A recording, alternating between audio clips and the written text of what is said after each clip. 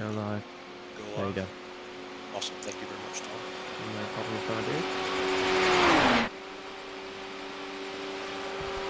Okay, so again, this is the Unified Potential Virtual Endurance Championship on iRacing, sponsored by Swindon Career Center. Sorry for the technical difficulties. We started a little late. Streamlabs decided it did not want to cooperate with us very much. So my name is Charles Beauchamp. I'm here with Colin Tabor. Hey, Colin, how's it going? We're doing well today. We're excited to see the V.E.C championship get out on the track.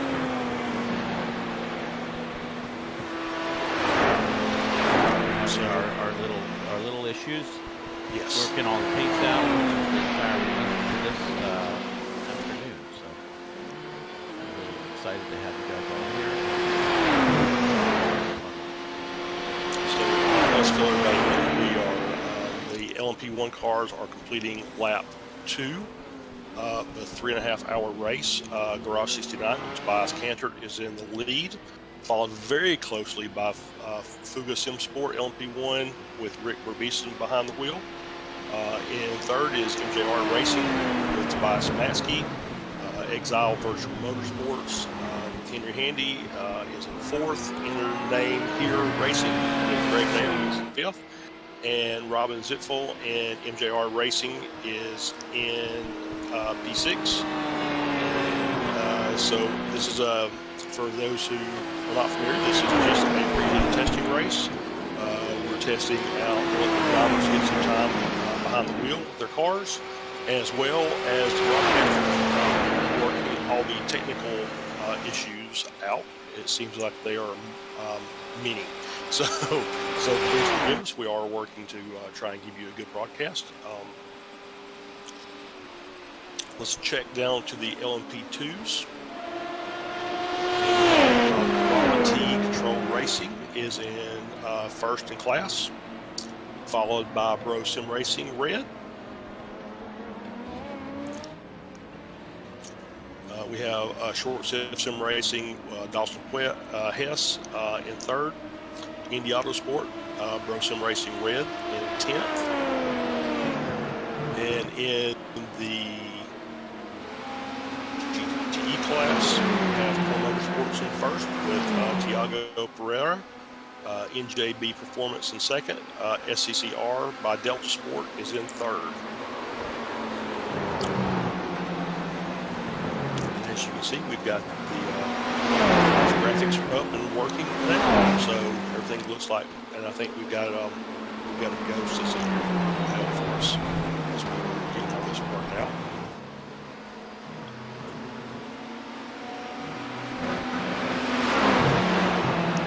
Yeah, the front end of the LMP2 field is really having at it. It's a nice healthy field. We've got top 10 within about 10 seconds of each other.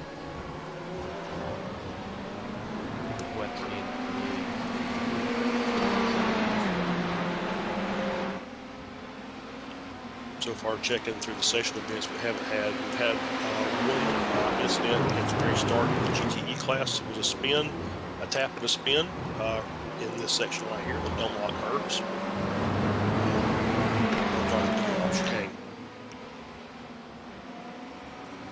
But it's been pretty clean thus far. Still 3 hours plus left in the race. Let's go back and check in our leaders in Garage 69.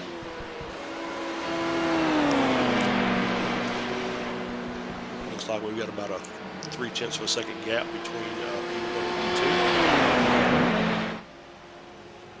It's now down to a 1/4 second.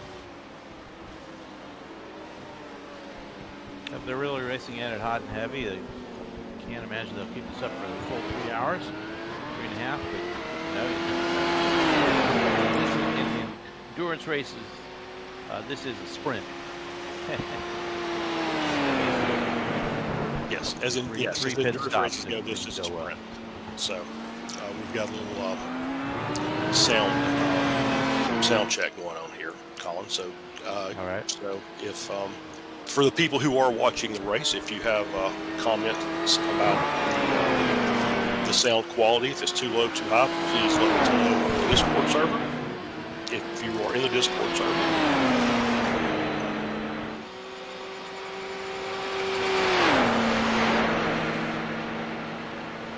So let's check in with, let's see, let's find us a good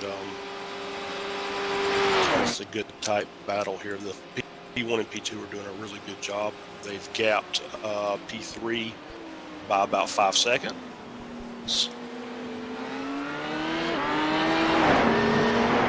Yep, front end of the GTE field is also pretty tight right now. Just checking in with Half a second difference between first and second place car down the straight here. Core Motorsports in the 64 cars leading with very close on his heels. Core is driving the Chevy and gave you the Ferrari. And then we've got a Chevy, a Ferrari, and a couple Porsches in the top. Well, of course, if you follow iRacing or play iRacing, you know that the Corvette is a very new car, just introduced at the beginning of the season. I've driven the Corvette and the Ferrari around this track, and the Corvette is very good, but the Ferrari is really good in traffic. It gets really good tow-off cars in front, so it usually can hang with the leaders when it gets in there. Let's run through the Porsche curves here.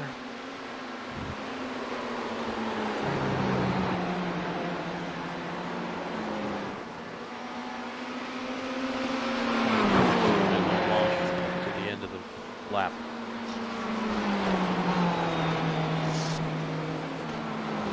And these guys have put a good couple seconds on the third place car.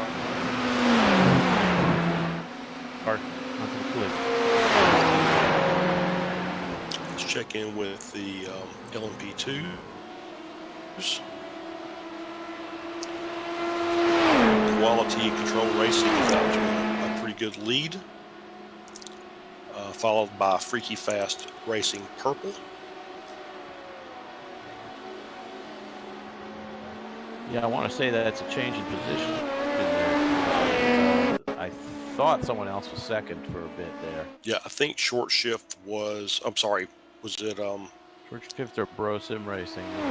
Yeah, it might have been Brosim Racing Red that was in second place. So we look like we may have had an incident.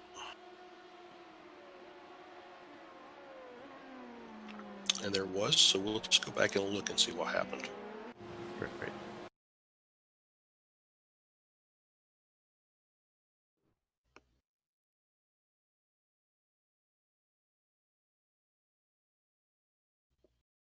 While we're waiting for that to come up, this is an evening session. We're looking at running into the evening. By the time the race is over, sun will have fallen, and so that's going to be really interesting to see how the transition looks and how the drivers handle it as the track temperature takes a dive.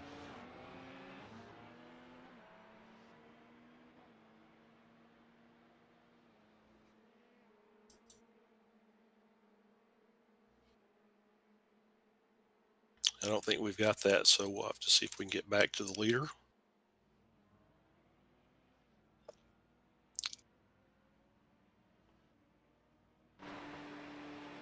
There we go.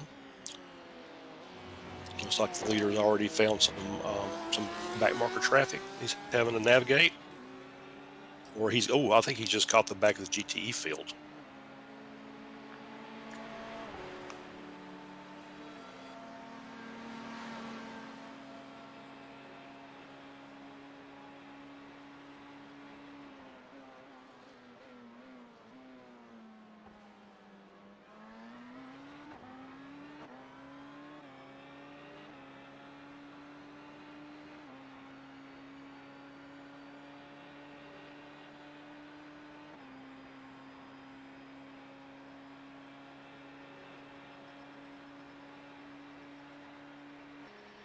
As far as lap times go, Cantered in the Garage 69 car is setting around a 3:14 a lap pace. He's got one sub 3:14 lap, and that's a very strong pace indeed.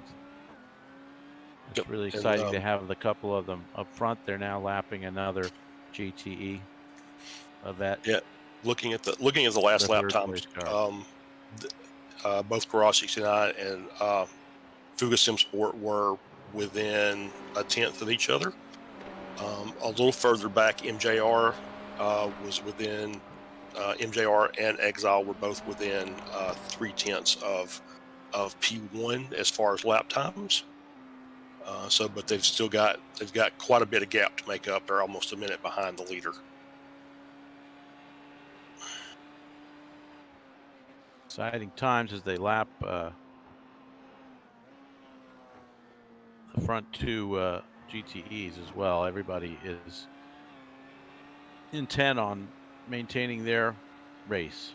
And it looks like, given the exchange of lapping, it's given Cancer the chance to pull out about 2 seconds on V.E.C here. Meanwhile, the top two GTEs are still nose to tail as the third place prototype comes through.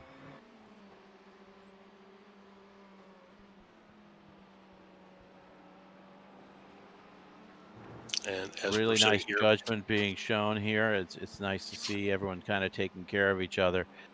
yes, And it's then been now pretty that they clean hit racing thus far. the Mulsanne, as they hit the Mulsanne mask, he's able to pull out and stretch the legs of that LMP2.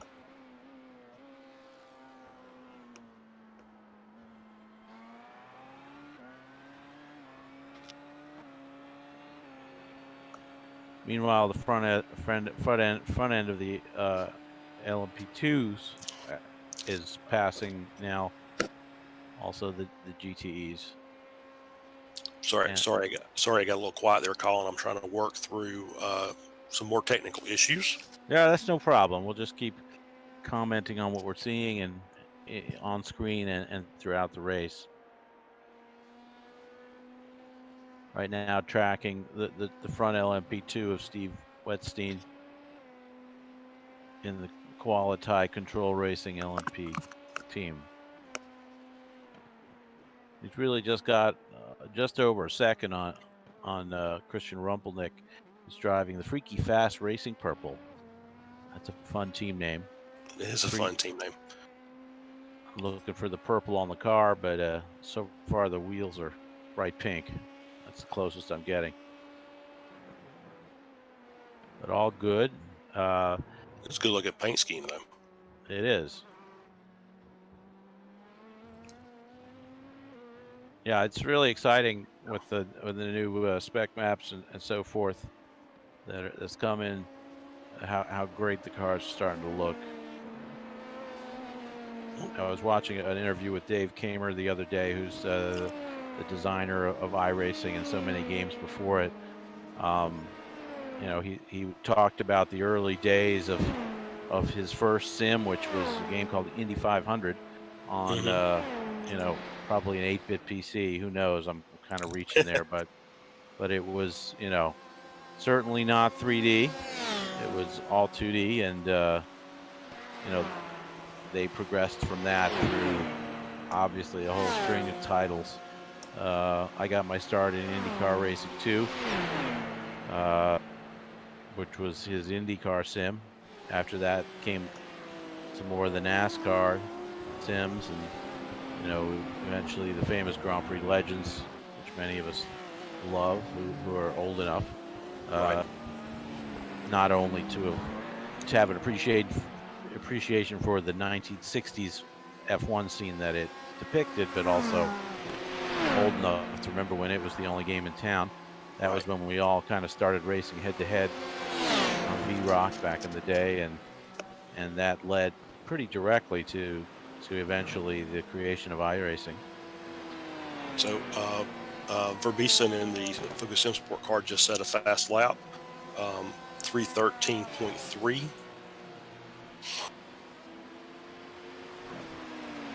Yeah, that's a great time. That's the fast lap of the race at this point. Garage 69 car has managed a 3:13.9. So, you know, you speed fans, Yep. We'll So be we're enjoying still, that. yeah. So forgive us, folks. We're still working through some audio issues, trying to get everything hashed out here. And so the reason I was quiet earlier was trying to get our graphics set up, trying to cooperate in getting the cameras changed. I was having a little difficulty there, so I think we've got that worked out now. So That's we'll right, guys. In fairness, our lead broadcast technician was called away for personal reasons and isn't with us today. So we're struggling a little bit to get everything up to speed without him, and doing pretty well, I would say. So the day will not be for nothing. Well, And as far as I watching know, what we looks, are online, so I think that's at least a good thing. yeah, yeah, the first goal, which at first we thought we were online at the beginning of the race, but we were talking to nobody apparently. Kind of amusing. Now we're hopefully at least talking to you guys who are out there now. So the LMP1 field is definitely spread out a little bit as we look at the times. You know, the top two are right there within a couple seconds of each other, but then the Maskey's back 12 seconds, another minute or so to Handy and Zipfel, who may be having a bit of a battle if the timing screen is to be believed. They may be right by each other. Let's take a look on my end anyway and see how they're kind of nose to tail, lapping their way through the field. So the fourth and fifth place LMP ones. I don't know if you can bring them up. Yep. There we go. So I do want to go back and review. There was a incident, a 4X incident, just a few seconds ago. So I want to go back and look at that. Yeah, let's see what happened. And it involved short shift sim racing.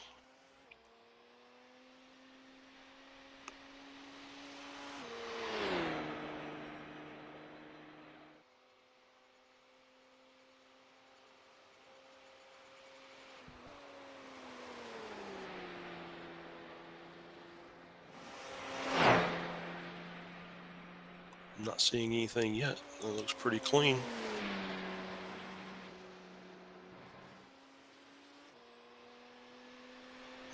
Okay. Well, that's not even.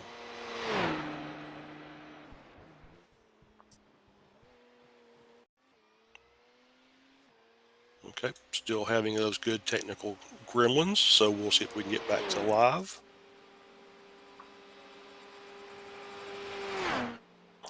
And we're still looking at the battle for P1.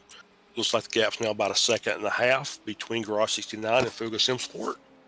But they've really checked out on the rest of the field. The gap now between second and third is 11 seconds. So as you can see him coming through the chicane behind. Yeah, looking at our latest lap times from the front pair, we have a 3:13.755 dropped by the Garage 69 car, and the Fuga car was Fuga Sim Sport car 2/10 back. So still incredibly tight over a 3-minute plus lap for our two leaders. Definitely tight. So let's take a look at. Hey, how about we look at the LMP2s? Yeah, the fourth, fifth, sixth cars look like they're in a pretty mad battle at the moment. Let's check those guys out. All right, we got Brosim Racing Red is in P4th in class, followed very closely by Turn 1 Pro and Indy Autosport Red. So you got Jeremy Valignon in Brosim Racing. You got Simon Rindle in Turn 1 and Kevin Kittleman in Indy Autosport. Yeah, And these guys. they are really trying to keep everything tight. That's right. Turning laps at around the 3:30 range, which is normal for that class here at Le Mans.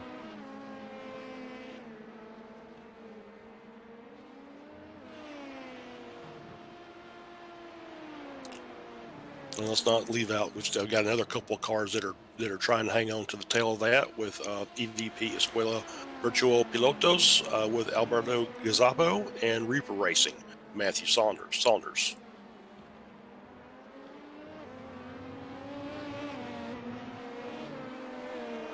And they're all running lap times that are within about a second of each other. So they're all trying to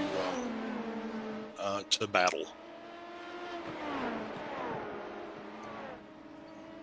And they're really not that far off of the, they're 7 seconds behind P3, but their lap times are very comparable. So, you know, anytime you get those good toes, you can make up a lot of ground.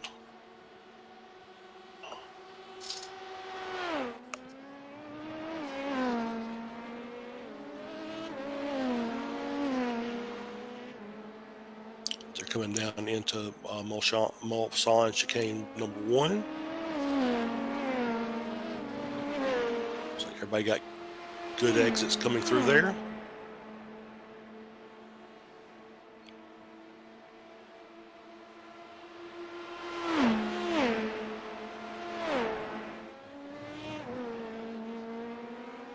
We have a long train of cars. I don't know if it's possible to go back and review the start at all. Charlie, is that a little bit beyond our abilities at the moment? It actually may be beyond our abilities at this point, but we'll definitely go back and take a look and see if we can get the start. You want to see the start of the GTEs? No, the LMP2s. I'm just noting that pole sitter Julius Braun from Shawshank Racing. You know, he streaked away in the lead in the beginning, but had a little bit of an issue. So that's why we don't see them up at the pointy end. Let's see if we can find it.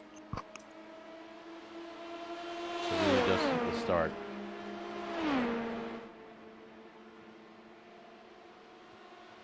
He would have had contact with something. And that's the 18 car.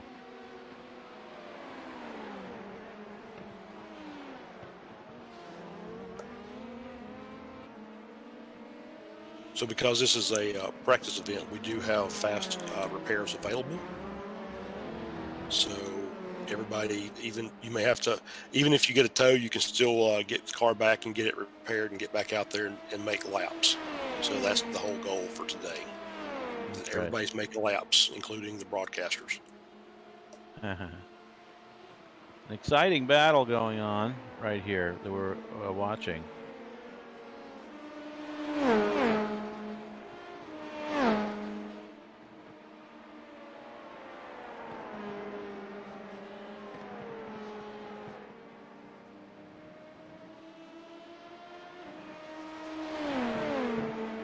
I'm a little. I know why.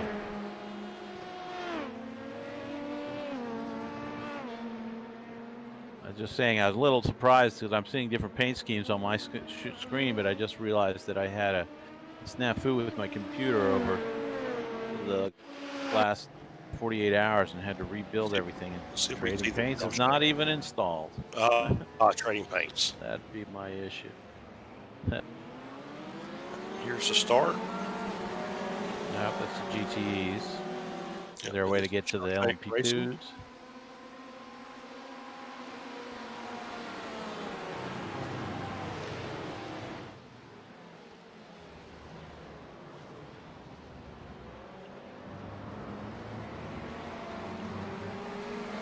Is that the one you were looking for? Actually, the LMP2s. All right. That's right. But we can take a look at this too as we see everybody streaming through the first set of corners. It had a couple of taps and spins. But, yeah, I think we're going to see something if I recall the start from before. Okay.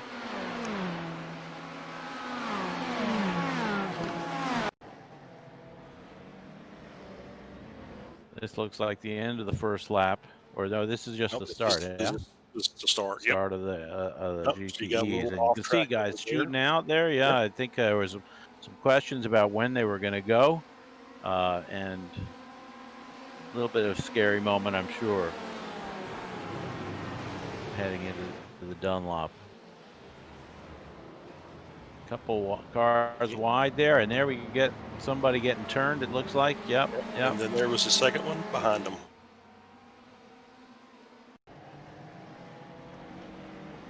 Well, I didn't want to go that far back that time, but we'll see it again.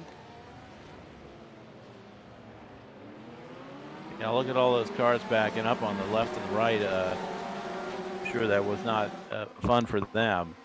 Right.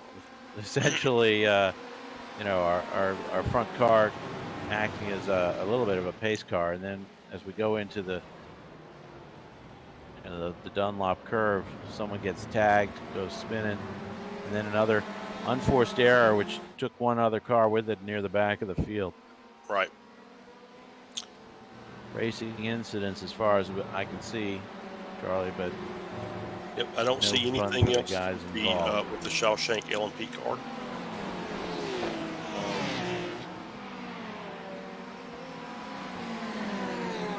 So let's get back to live action.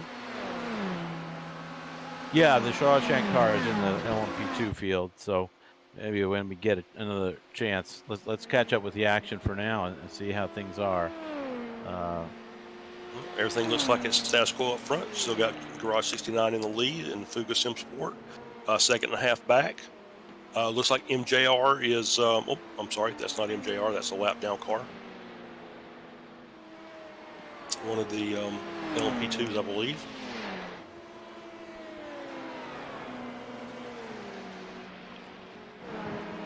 Yeah, so the LMP1s are making their way through the LMP2 field now.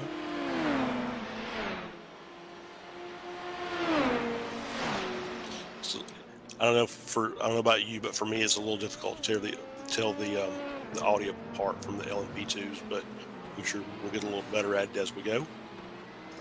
Yeah, we got a couple cars entering the pit lane. Is it that time already?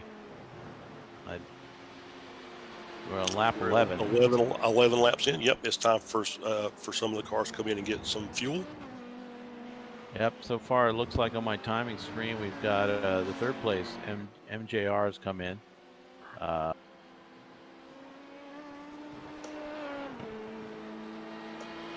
this is the thing about multi-class racing is when they came across the start-finish line, the gap was a second and a half, but you get in some lap traffic and you catch them at the wrong time, and now the gap is a half second again, so between first and second.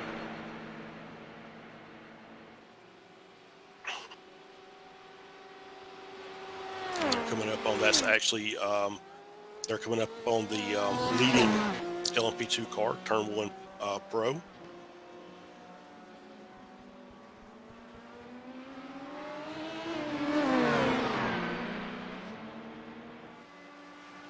Like nice safe passes, plenty of room. Meanwhile, in the lead pack of the LMP2s, we do have had a pit stop on lap 9 from the top three.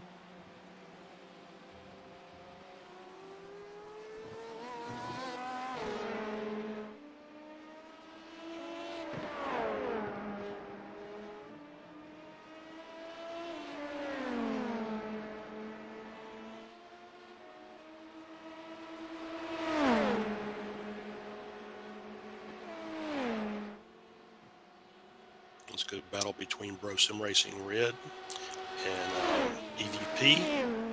So EVP's making the pass. Got the good inside line. Wow, great pass.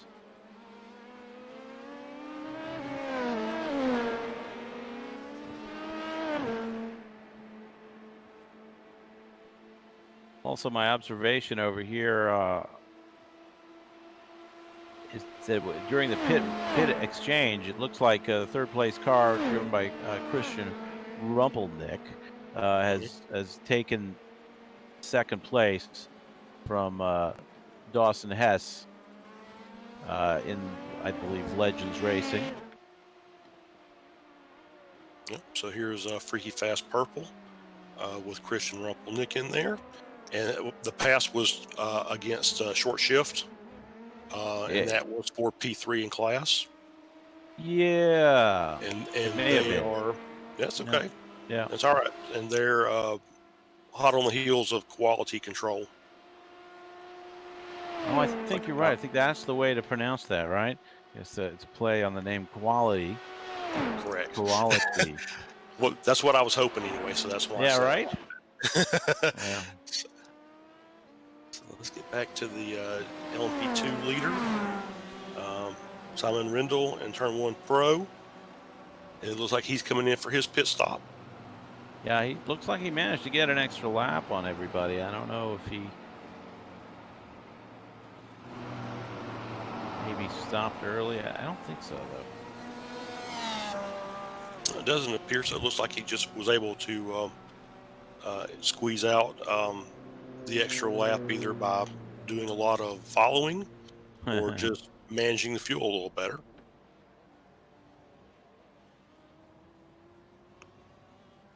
Let's see where the P2 is. P2 is now coming through uh, the Corvette curve. So we should see, let's see how they're going to come out if turn 1's going to be able to maintain the lead after this pit stop.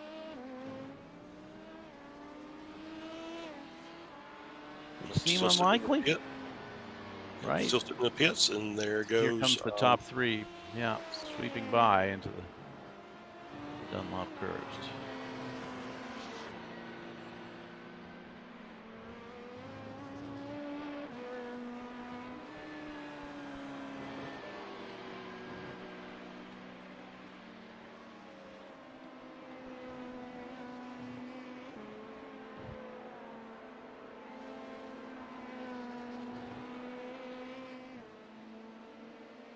and then here comes turn 1 after their pit stop.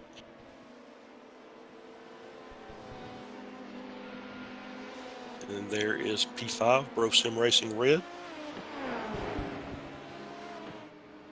Back to turn 1. I'm gonna step away for a quick minute, Charlie. I'll Sure be thing. back in 5. Let's check in on our GTE cars.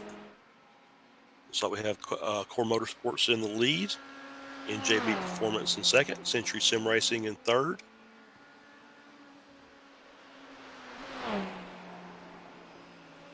So we're coming through Indianapolis.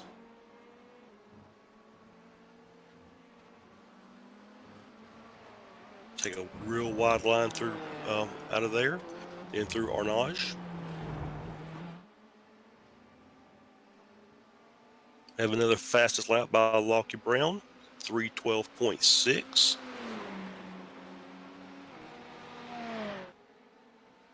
Part of the Shawshank, is he? No, I'm sorry, I'm probably mistaken. That's Julius Brown. Shawshank. Julius Brown. B-R-A-U-N. Julius Braun, who's now coming into the pits.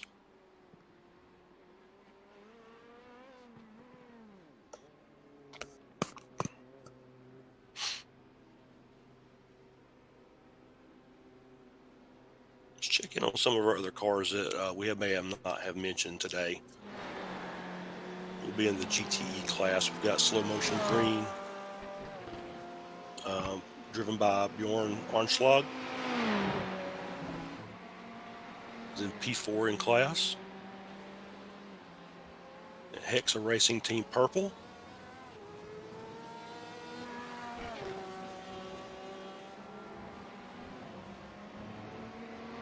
Porsche Sport. And N-Race Esports. And this is a pretty tight little battle right here.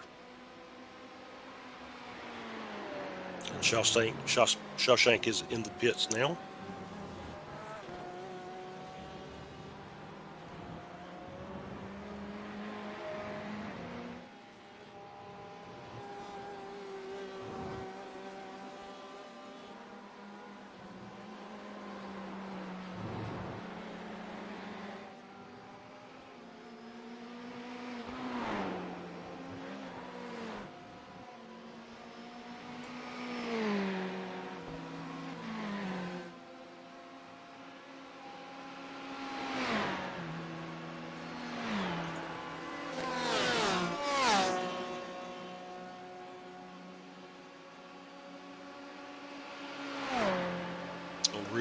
battle back here between these two horses. Porsche Sport and in-race esports. We got Carl Sharkey in Porsche Sport and Jordan Frolin in-race esports. And for all the drivers who may be listening to this, if I mispronounce your name, I apologize. If you can send me the proper way to pronounce it, I'll be more than happy to make that correction.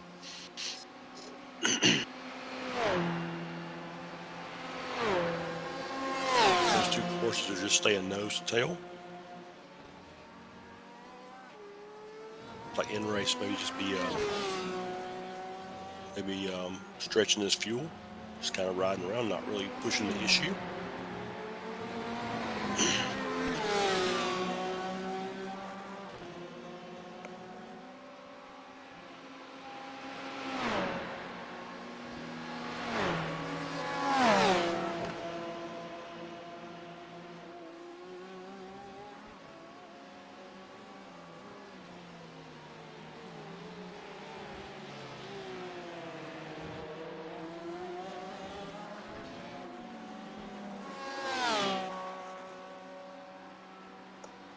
Now looks like there's a pass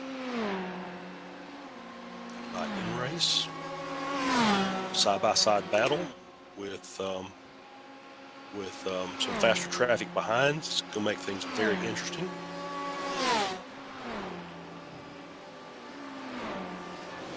And that is the race leader from Garage 69. It's kind of just trying to be very patient and worked his way through very well. It was a great job of driving. Those two Porsches are battling up.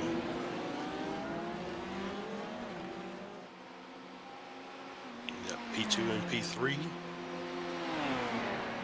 Sorry, P2, he's all the way through.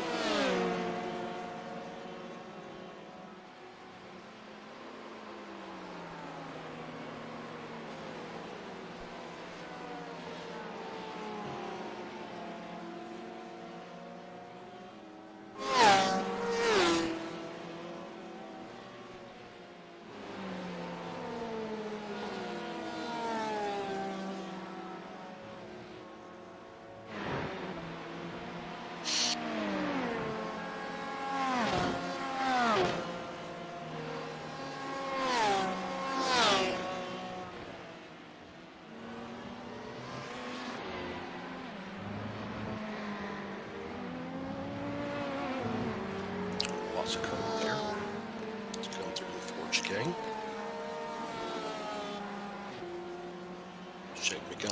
Check back in on our race leaders. Garage 69 still out in front.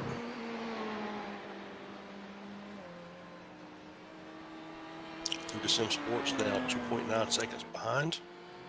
I think they're finishing working through that section of traffic.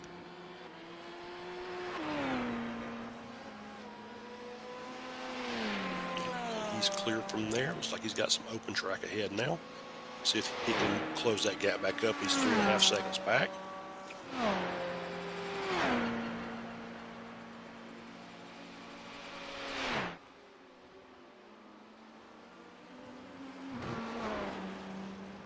And it looks like the leader is now stuck behind GTE Ferrari. That cost him about 1/2 second on P2. So we'll see how P2 handles that car and see where he catches him.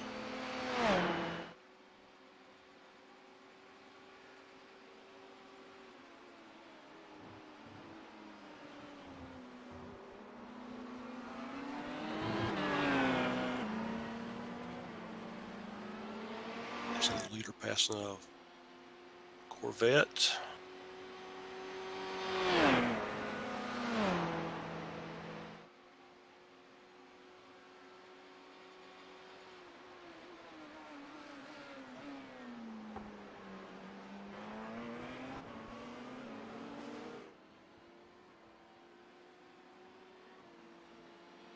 Let's see, looks like we had looks like Freaky Fast Purple had an incident. Let's go back and review that.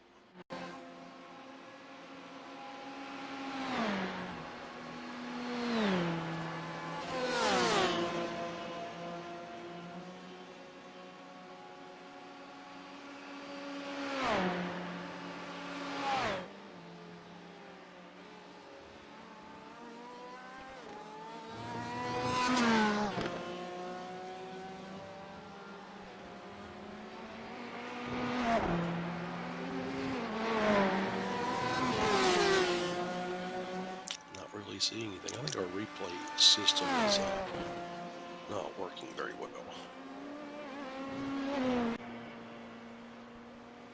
Get back to the live action. So we now have a 4-second lead for Garage 69 over V.E.C. Sport.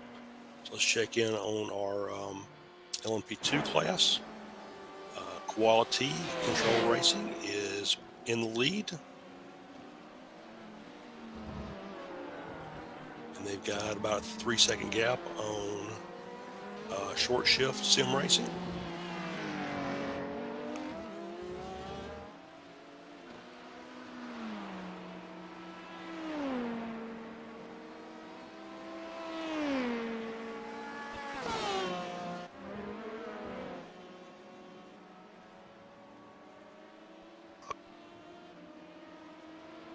Here's our battle for third with Turn 1 Pro, followed by Freaky Fast Purple, Pro Sim Racing Red, Reaper Racing, EVP, and a little further back Legends Racing. Let's go scroll back in to here with Freaky Fast Racing Purple.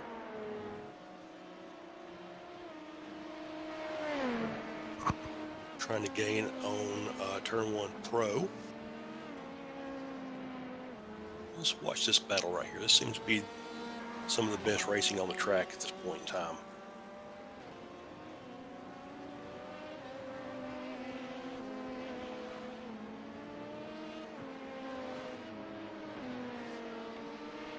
Reaper Racing.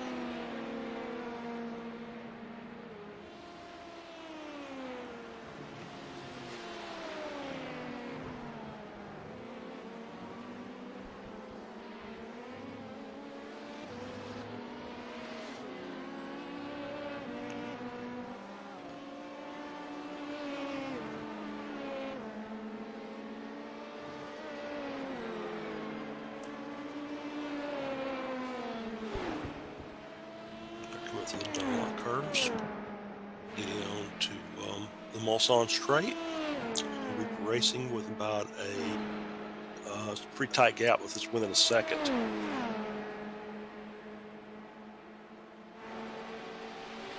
And of course, Matthew Saunders in Reaper Racing, and Alberto Gazzapo in EVP. Gap's now 0.2 of a second. The EVP, Alberto's really making a charge on him. Looks like he's going to try and make the pass coming down the straight.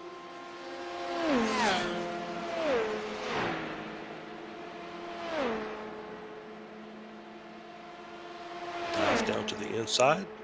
So you can get the inside at the beginning of this chicane, but then you'll have the outside at the going out of the chicane. But he made a clean pass. Good job. It was a good pass.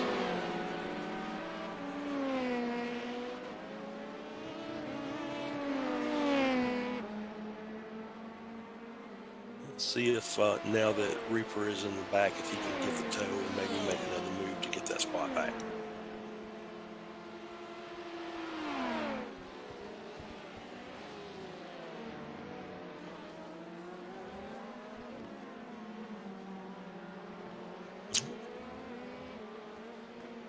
He's good to just kind of hang back. Keep the slipstream.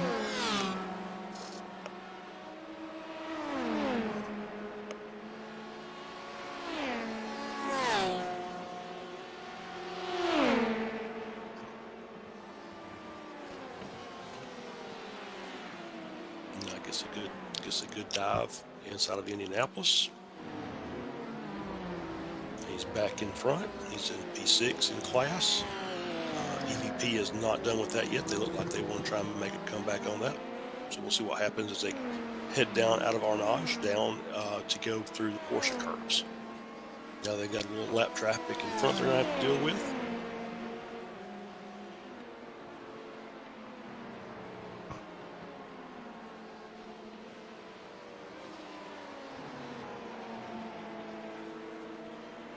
Both got through clean.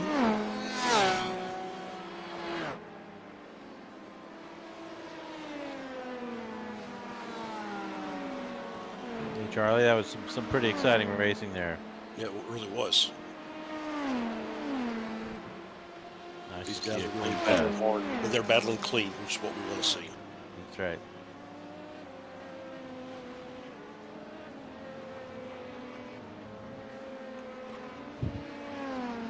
It looks like EVP got a really good run out of the Ford chicane. Stay on this battle for a couple minutes to see how it works out. These guys look like they're enjoying swapping positions.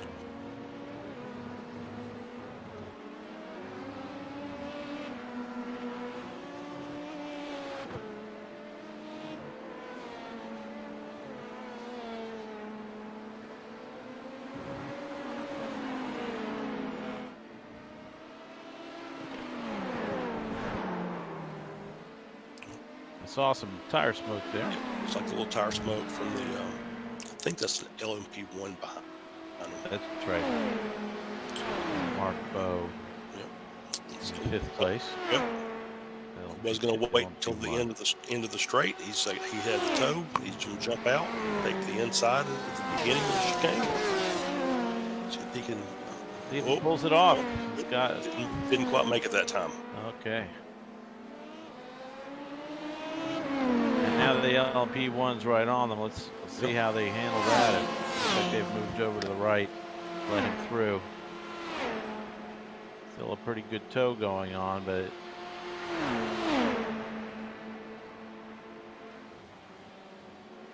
back then on the inside. EVP car down on the inside, and he gets the pass again, which puts Reaper behind, and now Reaper has the toe going down the end of Mulsanne in the Mulsanne corner. So we'll see. I think he passed last lap. He passed going into Indianapolis. So we'll see if he just kind of hangs out and does that again. Really good tight battle. Enjoy watching it.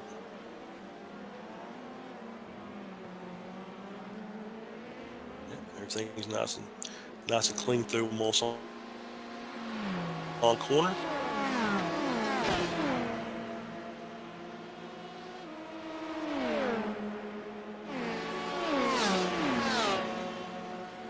pulling out on the inside again. Took him on the inside. Looks like a clean pass. He had a great run. Yeah. These guys are really having fun swapping that place back and forth. Sweeping through Indianapolis. It's such a pleasure to drive with another driver who's similarly matched and, knows how to kind of give and take. Yes, exactly. So let's see. So we got Reaper Racing in P6. We got EDP in P7. And let's take a look at those. Yeah. Oh, yeah, we got some lap traffic ahead. Fifth. Yeah. 4th and 5th up here. They look like they're in a pretty tight battle too. See if these guys can. That's what we're going to do here with this lap car, this Porsche GTE car. Yeah, a little of an awkward place to come up on. Yes. It looks like Yeah. He's really struggling to sweep by. Almost, he went off the road there in the front car, and now they're coming into the final Ford curves, Ford S's.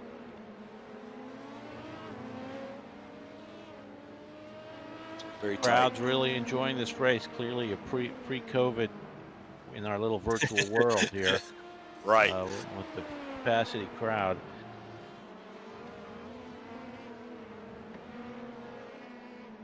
It's great to see the 50,000 digital images that are setting up in the stands. May I direct us to the GTE battle in the front of the GTE field whenever you have a chance to Sure thing. kind of shift our focus. These guys have been going at it hot and heavy. Oh, Good. they're in the process of their pit stops. Okay, well then, my little timer didn't catch okay. that out. It looks It's all right. like P1 and P2 are both coming out of the pits now. See where P3 is. P3 is also in the pits. P4, P5, P6. Yep, it was pit stops for everybody. Let's go check back in with our race leader in Garage 69. So at last we left, he had about a 4 to 4.5 second gap over V.E.C Sport in P2. That gap has now dropped down to 2.8. And it looks like he's behind a GTE car going through a pretty slow section of track. That's not helping matters any. Now it's down to 2.4 as he works his way through pit exit into the Dunlop curves or Dunlop chicane.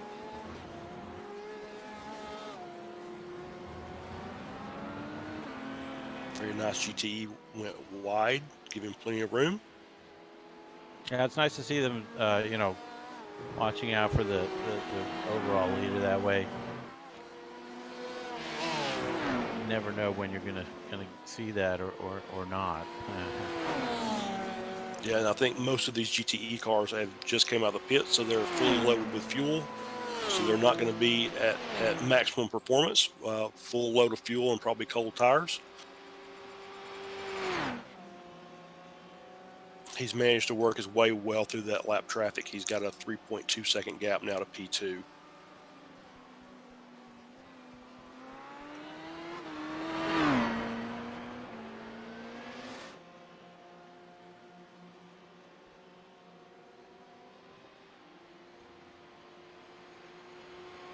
Those drivers. Sorry, go ahead. I'm sorry. Just going to work our way through the field here. Great idea. All right, so there we have Fuga SimSport P2. MJR Racing Team, the number 113 car. He's 31 seconds behind the leader. That's right. He That's seemed to be having his own little solo race here, Yep. to Tobias, which can be comfortable. Gives you time to deal with the lap traffic. Right. So let's correct the names. MJR Racing Team Prototype, because we have in P4 we have the MJR Racing Team, who is in P4 and is almost a full minute behind P3. So another one of those guys that's just kind of working his laps and working the traffic and running his race. In P5 we have Exiled Motorsports. Yep, Exiled Motorsports with Mark Bowe behind the wheel. Their top lap is a 3:14.3. So. Right. And he is 22 seconds behind P4. And this is a team effort on this car today. Henry Healy started the race for them. Oh, okay. Yep. So they've done a driver change. So I think that's one of the few that we've seen. And then in P6 we've got Indy Auto Sport White with Rocky Brown, who is running very, very quick lap times. He has the fastest lap of the race at a 3:12.7. But he is about 25 seconds behind P5, but he has been steadily, he's failing. Yeah, steadily gaining. But it's tough when you're only making up 1 or 2 seconds a lap around a 3 minute exactly plus right. lap. I believe Lockie's issue was that he didn't set a qualifying time successfully, and that I think with the shortened pace lap, where you know how here at Le Mans they start them somewhere along the back straight, coming into the last section of corners. What we did want to do at race control was to get all the cars without a time up with their groups, so all the LMP1s together, but I don't think there was time to do that. That's one of the growing pains here. I think for the next race we've got to make a point of making sure everybody knows the plan for the start. Our plan is essentially to have those guys pass through and then clear their black flags. They may get in software. Colin and I have have seen Lockie run before. He ran a 4-hour race by himself at Nürburgring. Yeah, at the full Nordschleife. That's in a GT3, I believe, if that's correct, and is a very quick driver.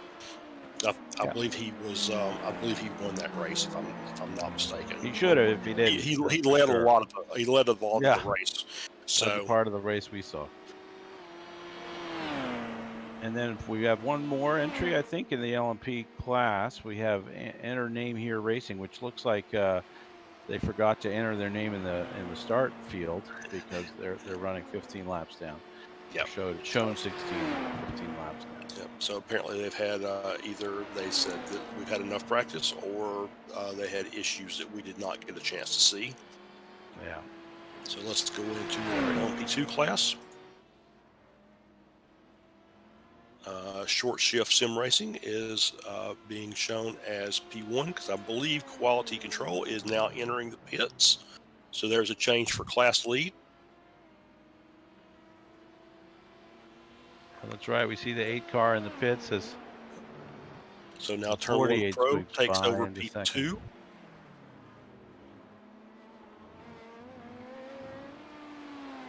Bro Sim Racing now in P3.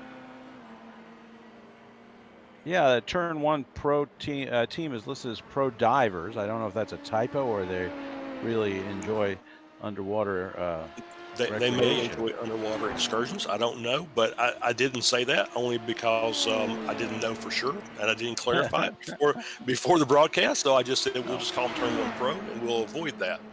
Uh, that's right. There you go. The um, modicum of tax. That's good. So Dawson Hess here in the short shift car.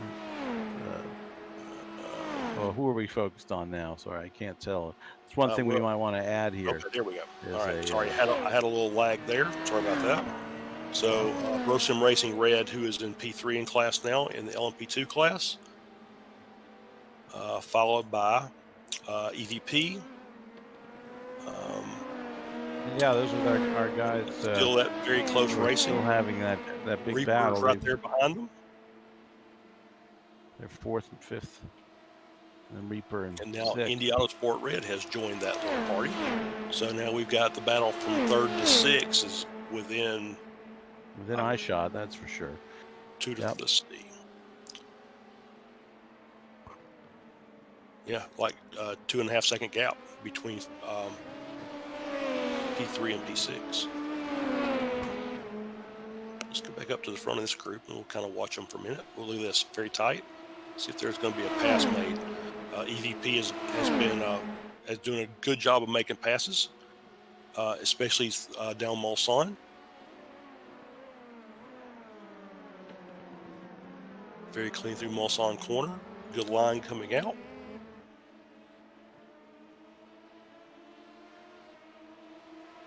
So now EVP is now in 3rd. Followed by Brosim Racing Red in 4th.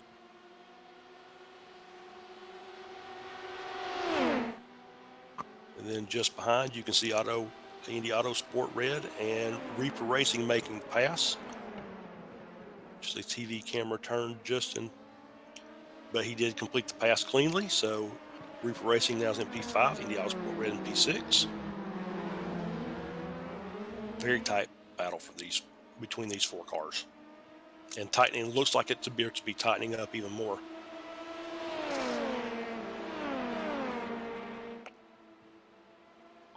So let's Brosim Racing. They've made the pass back. EDP is now back in P4. I love racing the LMP2 cars just for that, because you get good slipstream and you make good clean passes and carry a lot of speed through the corners. Looks like the LMP2 leader Dawson Hess is pitting. Short shift right now. Pitting and putting like that Turn entire 1 group's Pro coming in. Divers So back into everybody's the. coming in. Yeah, look at this. This is gonna be an interesting race off pit road. See if anyone screws the pooch on their pit exit.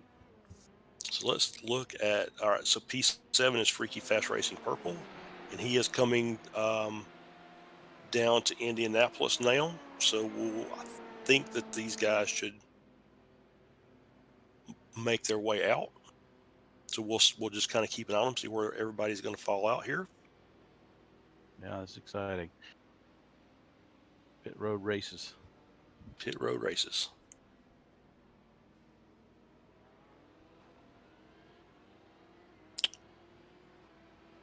It looks like both Reaper and Indy Autosport changed drivers. Okay. Thomas von Turgau in Reaper, Adam Coles in Indy Autosport Red, Looks and like also Bro Sim Racing Red did a driver change. cars going up on the jacks, changing tires. It looks like the purple car went up a little bit later than the others, guys. Does that mean they're behind in the sequence? Yeah, that the driver swap. So the driver swap would Right, but with the tires and fuel, I think the driver swap is a wash time-wise. All right, we got maybe looks like they're looks all like the coming purple out. car indeed is a little bit behind the curve there on that exchange. There may be some Turn one harsh pro words way down going the on track. amongst the pit crew. Freaky All that fast drinking they purple did working last their way through. night. And there is quality control in P3. Yeah, where's the fourth car? And then here's short shift. These are the guys that just came out of the pits.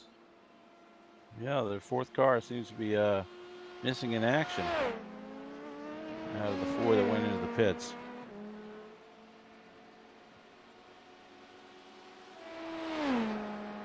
Yeah, so Indy Autosport had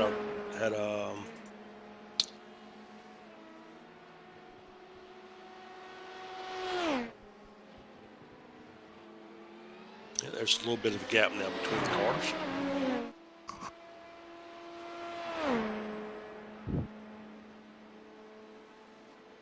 Well, Bro Sim Racing Red and EVP are still together even after the pit stop.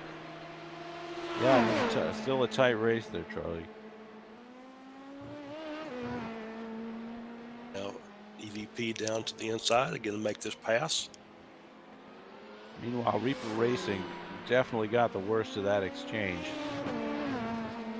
Now sitting 5 seconds behind the pack that they were a part of just a couple moments ago. Looks like they had some issue on the pit exchange. Let's go ahead and finish our trip through the pack here. That's absolutely. See where everybody is. Legends Racing, Adam Kell.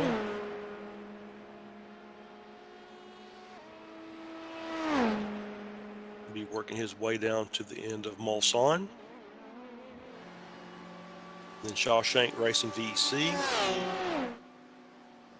Yeah, these guys were the pole sitters. Shawshank Racing. And they have had a hard time of it since an unforced incident in the initial set of corners. If you had a chance to go back to the start of the LMP2 race, I you did. might be able to see that. We seem to be having some technical issues with our replay system, so we'll have to So we'll have to race. something to take away and get addressed before the next time through. Right. And presumably we'll have our technician with us. That is my hope. So talent. I don't want to understate his importance. Right. So let's go through the GTE field here. This is NJB Performance, Marco Erdmann. It's in P1. Followed very closely by Core Motorsports, Tiago Pereira. Now these guys also having a tight race. Yeah, very tight battle. And running 348s right now. Erdmann has a 346.950 as his fast lap.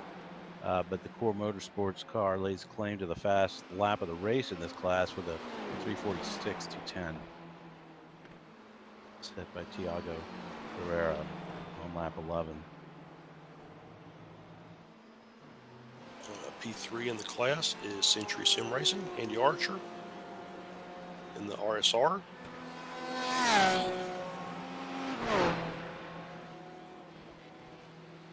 So we've got a tight battle here. That's Hexa Team Racing Team Purple. You see that's a pretty tight, that's a pretty close gap. So about a second and a half. In-Race Esports, trying to make up some ground on them. Slow motion green. Looks like all the GTE leaders are in the process of working their way through the last couple of sections of the course. And of course, esports, Ryan Parkins was racing with In-Race Esports. They were having a really good battle. It was like he's dropped back a little bit. We don't know if that's a slow pit stop or an issue or anything like that. We got Taipan Esports Endurance, Jason Dixon, DHR team.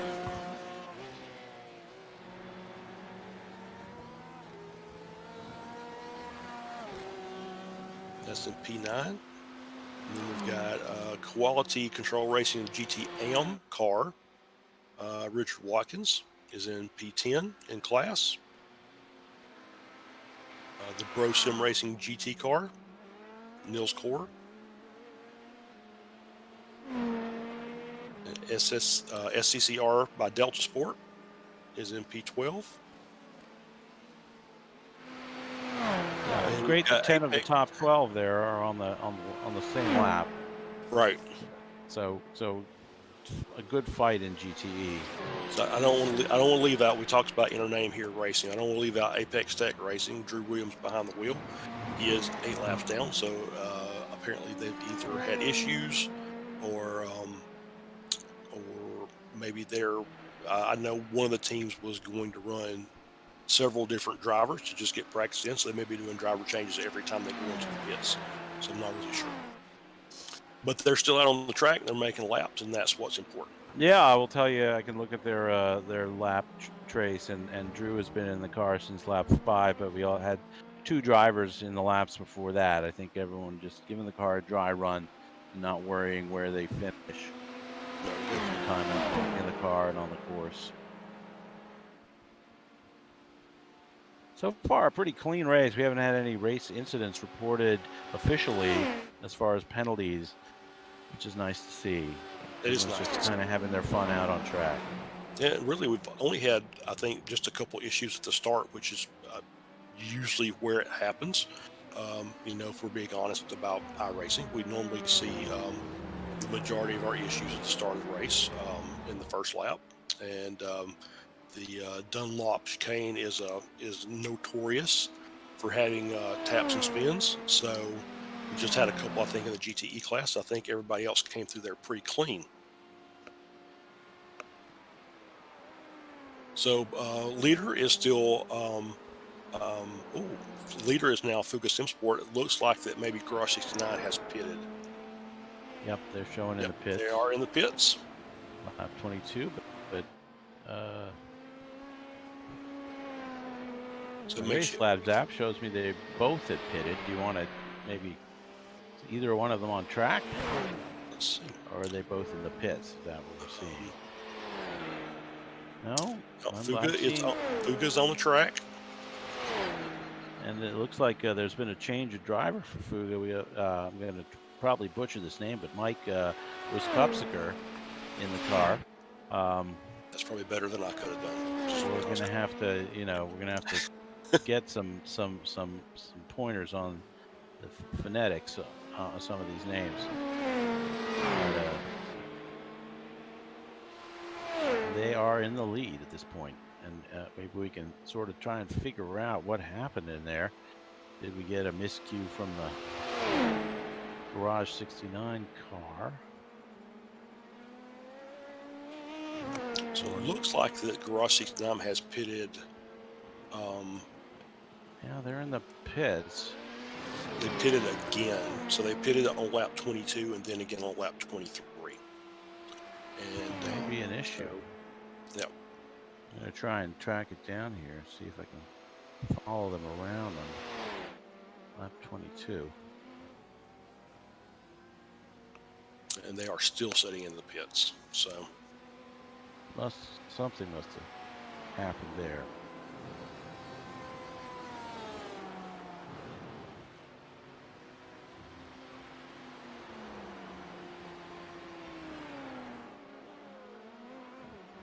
So let's get a look at MGR Racing Team Prototype, now MP2. Yeah, it looks like they left the pit. It looks like they left the pit right after their stop and immediately got out of the car and probably incurred a tow. I can tell you from experience, it's about a 13-minute tow. Not sure if it was intentional or whether they were, had some kind of inadvertent issue, maybe a disconnect, or some kind of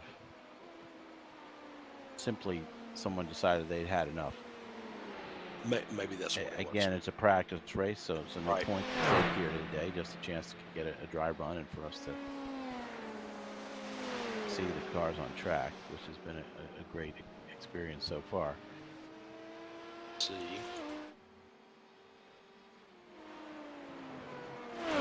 Talk around too much. We'll stick on Ferguson Sport here. Yeah, the Garage 69 car now, Matthias Wasser is showing is in the car. Maybe something happened as he wasn't ready to take over during his pit stop, and then they decided to just pit again, since it doesn't really matter. Yeah, we'd have to check the Garage 69 team. Maybe there was a hardware failure or a disconnect with the driver that just jumped in the car and it auto towed. So.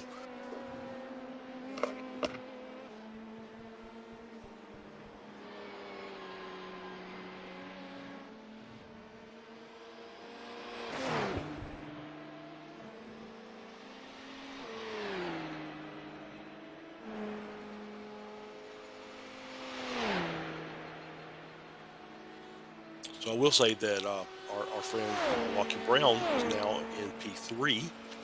I don't know if he's pitted again in this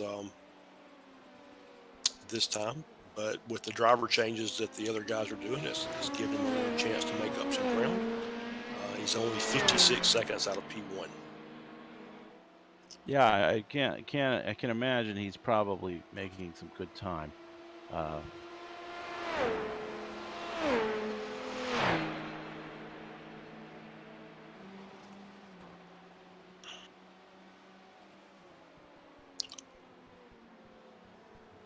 I think he's just taking the car into the pits.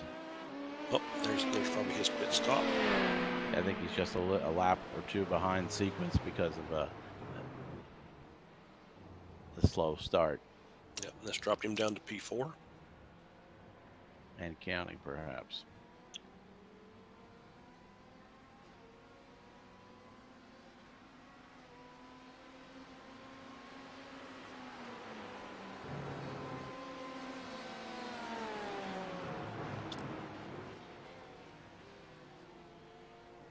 Go ahead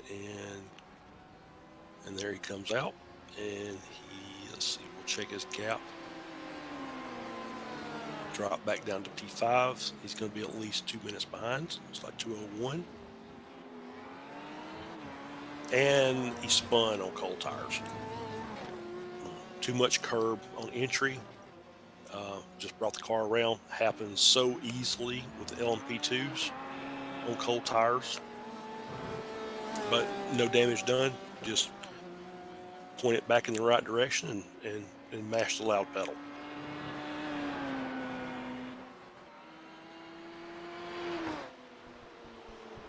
Check in on our LMP2s. So we're even though this is a pretty short race, we're an hour and 20 minutes in.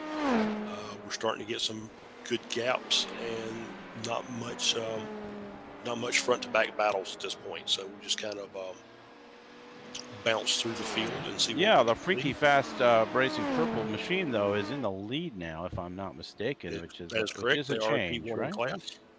And, yes, they took the lead over, I think, on the pit stop rotation from quality control. Right, they're just a second behind the quality machine. You can see him just behind that GTE. Yeah, I think this may be the closest battle on track right at this moment. That's right. So we got Christian Rumpeldick in the freaky fast racing purple car. As Colin said, about a second back to Andy Ticehurst in quality control racing LMP. And that's a driver change there too, It is indeed. Charlie. She had Steve Wetstein in the car before.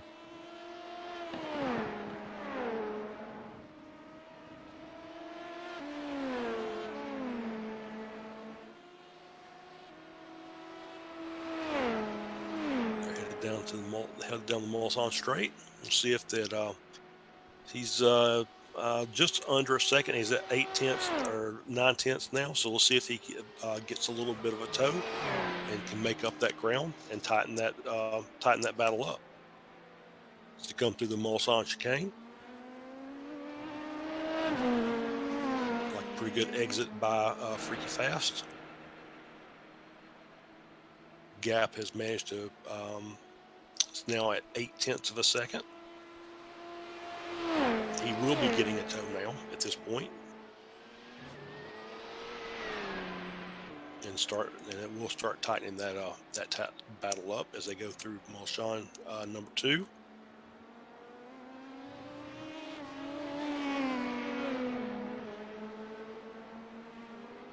Looks like Ticehurst got a good run out of the chicane. Gap now down to 6 tenths.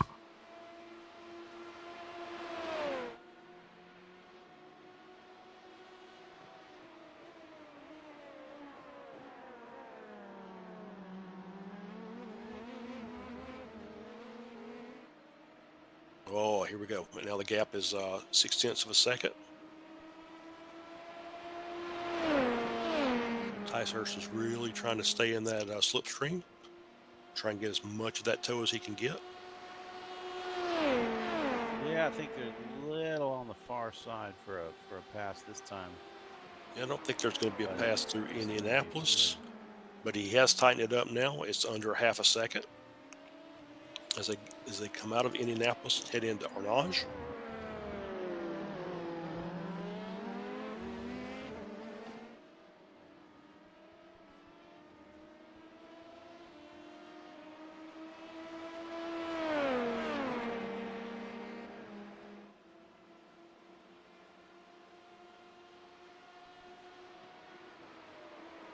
Christian's done a really good job of trying to keep that gap as wide as he can make it. But Slipstream is a pretty nice equalizer. Oh, but he did a great job. I think Ticehurst may have had an issue coming through the Porsche curves because the gap's now opened back up to 9 tenths of a second.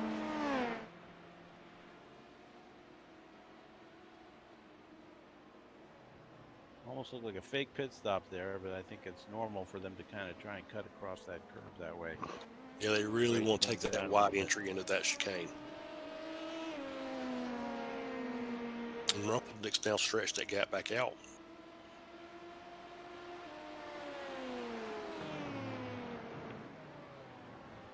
Right around 1 second between the two cars, P1 and P2 in the LMP2 class.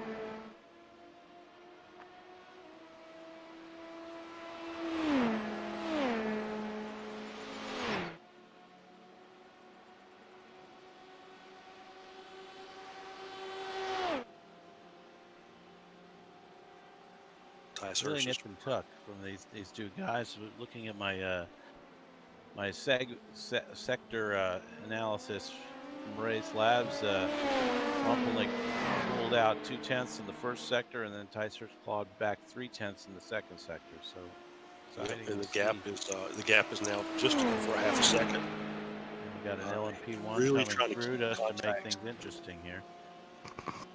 Dawson Hess in the short. No, it's not that far. Sorry, my mistake. Tobias Matsky, who's actually in second place now, since the Garage 69 car has fallen back. The LMP1 managed to lap those cars safely. They can continue their battle. The gap's now 7 tenths of a second as they headed down into Mulsanne corner. Yeah, and you can see there in the background, next time you get a shot at Dawson Hessen, the short shift sim racing car, lurking in third in Yep. LMP2 class. Yeah, he's about 6 seconds back from P1, so we'll kind of keep an eye on him and see. But he did do a let's see, he was a full second faster than P1 and P2 the lap prior, so he is making up ground. So this may end up being a three-way battle very shortly. That's right. That's right. He pulled out a 329 2 against their 330s, Oh, low mid 330s. And look, it's tight now. little It's coming issue. into Yep, the braking zone. yep. Rumpeldick had a little issue coming out of Indianapolis. I think he got a little wide, maybe got a little loose, and now the gap's really tightened up. It's 0.3 of a second as Tice Hurst Yep. is trying to close that gap up and maybe get in a position to make a pass as they come down and get ready to enter the Porsche curves. Rumpelnick was able to gap him a little bit through here, but it looks to be that they're maintaining the gap this time. Oh no! So on the second part of the Porsche curves, Rumpelnick was able to gap another 0.2 of a second on Yeah. P2. Yeah, it seems like Ticehurst may not be quite as quick through that section. I think we saw the same kind of thing last lap. These guys are closely matched over the course of an entire lap, however, that's for sure. And then we'll get a good shot here of Dawson Hess coming up, and he's now taken another second out of that gap. So he's only 5 seconds behind P1. Less than 4 seconds from Ticehurst's rear. So this could get really exciting real soon. Meanwhile, looking through the field, see Wojciechowski has got quite a gap on Matsky. Looks like it's widening a little bit as we sit here. Not too exciting or not too hotly contested in LMP1 at the moment. The GTE group, there's about a 3-second gap between first and second. So maybe a chance to take a quick look at that battle before the LMP2s heat up as Hess pulls in on Ticehurst. What do you say? Yeah, which battle do you want to see? Sorry. The NGB performance from the LMP. Oh, sorry, the GTEs. The GTE class. GTE class. These guys have been running a while. So we got NJB Performance still leading that class. Yep. Core Motorsports, it looks like they're just on the other end of that. Probably about, couldn't tell, it's like 3 seconds behind or something like that. Yeah, 3.5 second gap on timing. Thiago Pereira still piloting the second place Core Motorsports machine, which is a Chevy. The lead car being a Ferrari. So I think a little while ago they may have been in the other way around. I think Corvette was in the lead. And P3 in this class is Hexa Racing Team Purple. Yeah. Followed very closely by Century Sim Racing. So we're still getting some good battles in the GTE field. That's right.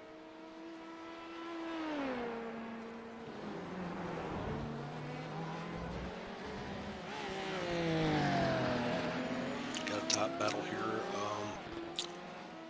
This is slow motion green is just leading on Porsche Sport. Yep, just less than 4 seconds between the two of them.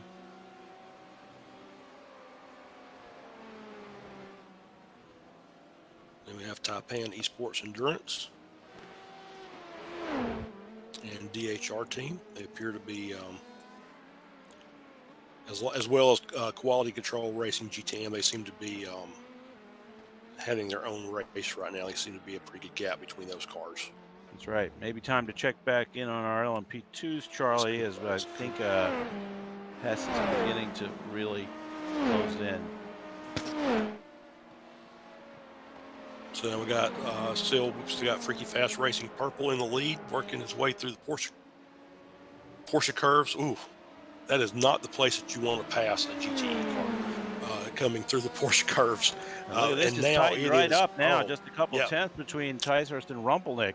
As and looks someone's like cut for the pits. Freaky Fast Racing is coming in for the pits, Yeah, they which had means pitted that, on lap 16 and then Rumpelnick on 17 and then finally Hess on 18. So it's going to be really interesting over the next couple laps as they each presumably lap go- one after another or right. pit one after another. So let's Now get to Andy Ticehurst and Quality Control Racing LMP. yeah, time for him to put in the hot lap Yeah. and use up those tires, as they would say, and Yes. see if he And can. then, yeah, The and three of these Dawson Hess guys. has got to a 1.4 second gap, so he's really Yeah, tightened the yeah. field that battle up. So yes, it's going to be interesting to see once Ticehurst completes his pit. We should see, based on the last laps, we should see Quality Control come in next, and then Short Shift come in the lap after that, unless pit strategies change, and we'll see how it all washes out at the end of this. Let's watch this battle and see if Hess can make up more ground and really put some pressure on Ticehurst to maybe get a pass before they get back to the It could happen, pit. Charlie. Last lap, I think Hess did outrace Ticehurst by a full 2 seconds on the lap time. So it's a long lap around here, and really they're meeting traffic in different spots, and that just plays a huge role in how each car is able to kind of keep up their lap times. Yeah, even with a big long wide track like this, lap traffic is still a great equalizer that will gain you spots or lose you spots, gain you time or lose your time. So we'll see how it all washes out as they coming down to Mulholland Corner. Ticehurst still leading. Hess still behind as the gap's 1.3. Now it's Yeah, up to really quite tight 1.4. over the last 3 sectors here, and they're in the clear, but I do see a GTE up ahead, which is the Porsche of Ryan Parkins and the Porsche Sport team. I'm not sure if that's Porsche Sport or Porsche Sport or probably Porsche. I think Sport. it's Porsche Sport, but not yeah, if you look at their windshield banner, the coloring of the 2 words makes it clear. Yes, I know somewhere in the absolutely future right. here we're expecting to see our own window banner, Unified Potential V.E.C. banner on the front, if I'm not mistaken. I know we're still working out the details. That'll definitely be before race 1, obviously. So we'll have it to the drivers or the teams in plenty of time to get that installed on their cars and their paint schemes. All right, so let's see. We got he's coming through Porsche. Just came out of Porsche now. So let's see if we're getting any pits this time.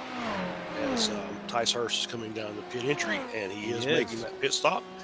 And Short Shifts continues on. So it looks like they're keeping their same pit strategy and pitting on the same lap cycle as they did last time. Yeah.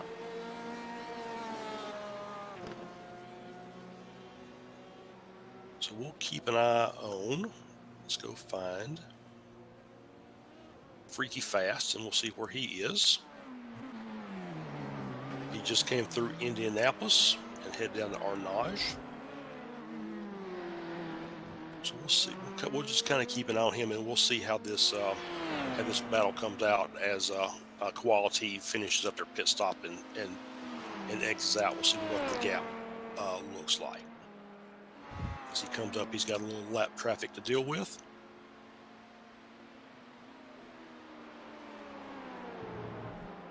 I do want to point out that the Freaky Fast Racing car did have a driver change. We've got Thomas Seyfarth in the car now. Remains to be seen his pace. And how that'll all shake out over this next stint. We just passed the 90-minute mark in the race, and so we still got 2 good hours of racing to go.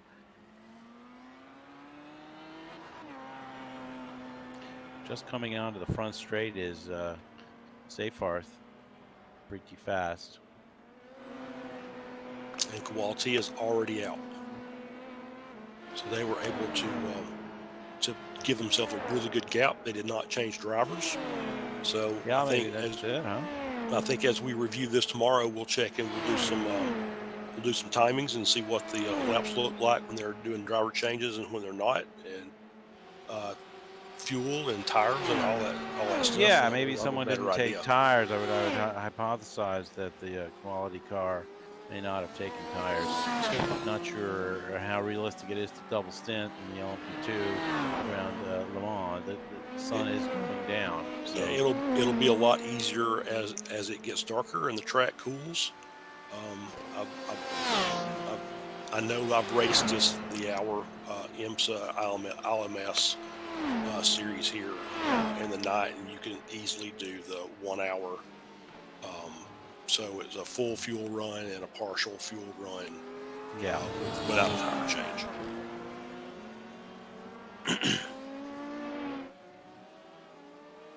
All right, so short shift sim racing is in the lead, and he's now coming through Arnage. So we'll see if he makes his pit stop as we kind of expect based on the last pit stops in their laps.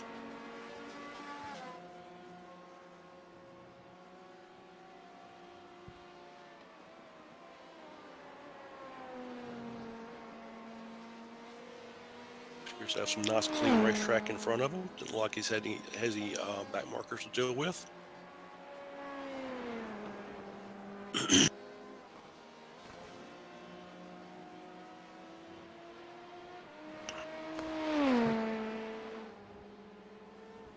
And is he coming in? Yes, he is. All right, so they're coming into the pits. Ooh, and he's coming into the pits in a hurry.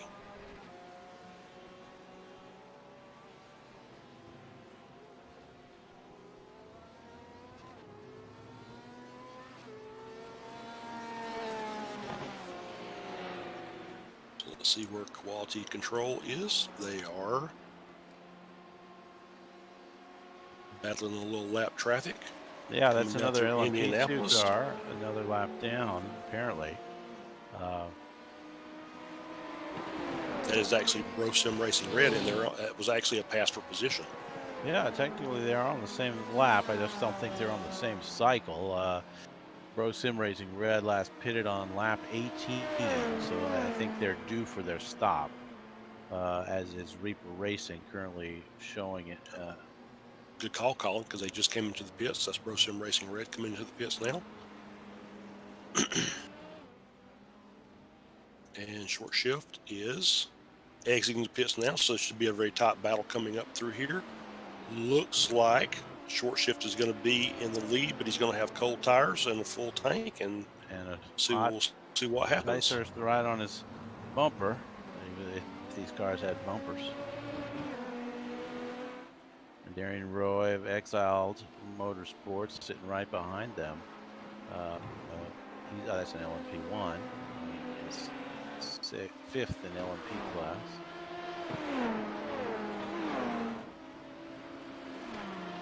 Hess was lapping fast. We'll see if he can. Was that too wide? That looked very close. Was that? Make work of this. They're tight still. As they pass the GTE of Jason Dixon of Taipan Esports Endurance. Looks like a Chevy. And now has starting to stretch it out a little bit. 9/10 of gap. Got a little bit of better of an exit, I would guess. And we should say that Turn 1 Pro has inherited that class lead, and Reaper Racing's in second. This is the battle for third.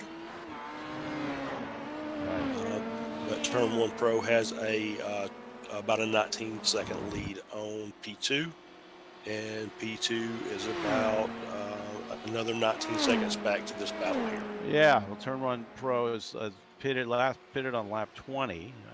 The other cars are on their lap 28, I believe, right now on LMP2 class. Even though the scorecard there on our stream is showing lap 31, I'm sure that's the LMP one class.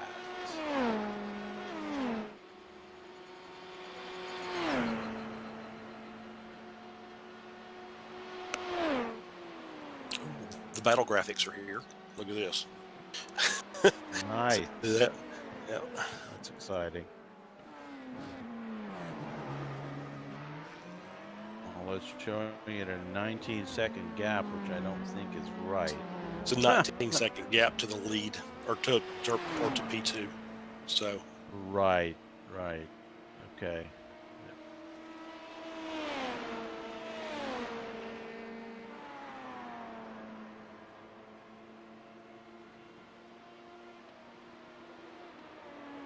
And so we're not shortchanging anybody. Fukusim Sports still in the lead.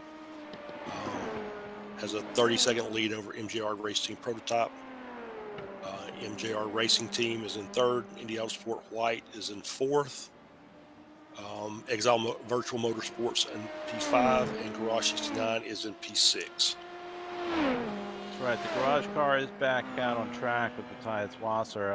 I'm tempted to speculate there was an issue with the driver change, and the second driver was not quite ready to enter the car, and then they pulled it back, which maybe wasn't, in a real race I don't think they would have done that, or in a non-practice race, of course. But, right. So Reaper Racing just entered the pits, so they will fall out of that P2. It's going to be interesting to see how it cycles through at the end, Charlie, because maybe one of these teams will get lucky on the fuel strategy and wind up with one less stop than the rest. Really not sure how that's going to fall out. Right. Did your graphic tell you the last lap that Turn 1 Pro, the last time they pitted? What lap number that was? That's right. They had pitted on lap 20. So it should be time for them to come into the pits. That's right. They I should think be pretty soon. Yes, I would think so. What are we looking at?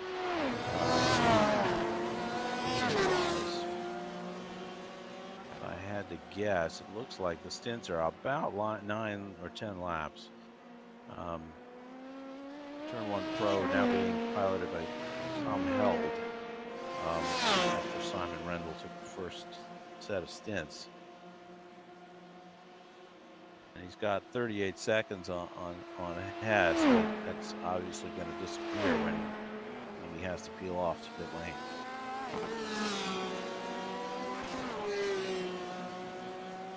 So for Freaky Fast Racing Purple, who was in this three-way battle before the pit cycle, they did do a driver change. So they're now about 28 seconds back of P3. Legends Racing is in P5, Indy Autosport Red in P6, Sim Racing Red in P7, Reaper Racing in 8, Shawshank Racing V.E.C in P9, EVP Racing is in P10 in the LMP2 class. NJB Performance is still leading the GTEs. Core Motorsports is running second. X Racing Team Purple's in third. Century Sim Racing in fourth.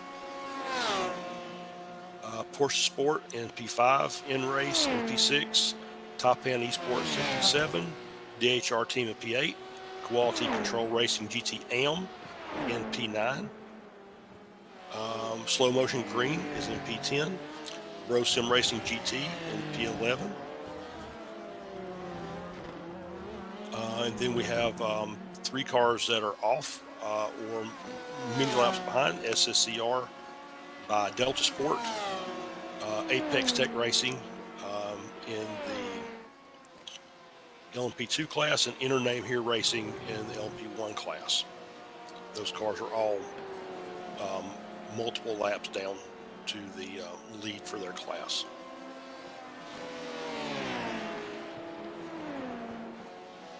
It's been a good turnout for what I'd call a practice round. Charlie. Really has. And now we see the 48 car went into the pits. So we should see a swap for the lead in the LMP2 class. Short shift is still with a 1 second gap over Quality Control Racing LMP. Still very tight battle.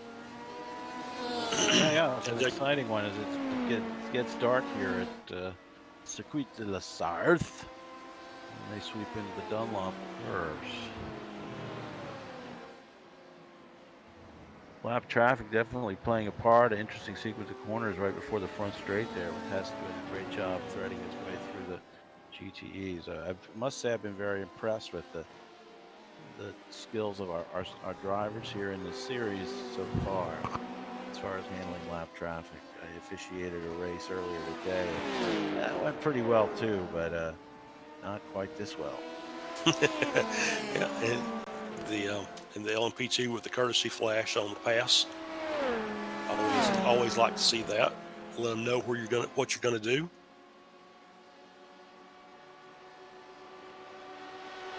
And now short shift sim racing back in the lead in the class. Tice Hurst for Quality Control Racing is really close, and the gap's now 0.6 of a second. He's trying to tighten things back up.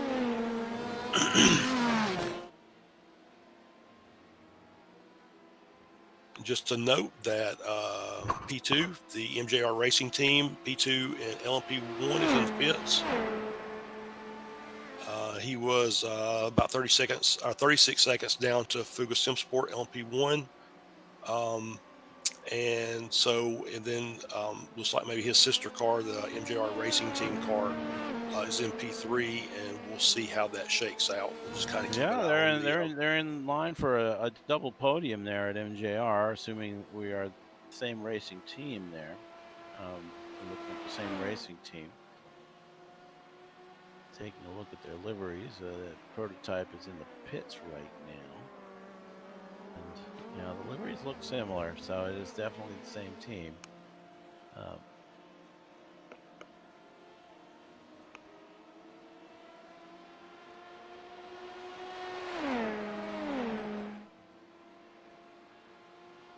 The MJR Racing Team prototype taking the third stop first out of all the runners in the LMP2 class.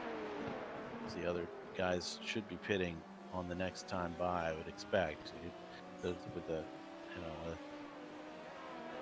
13-kilometer track length, you don't have the option of taking an extra lap when it's close.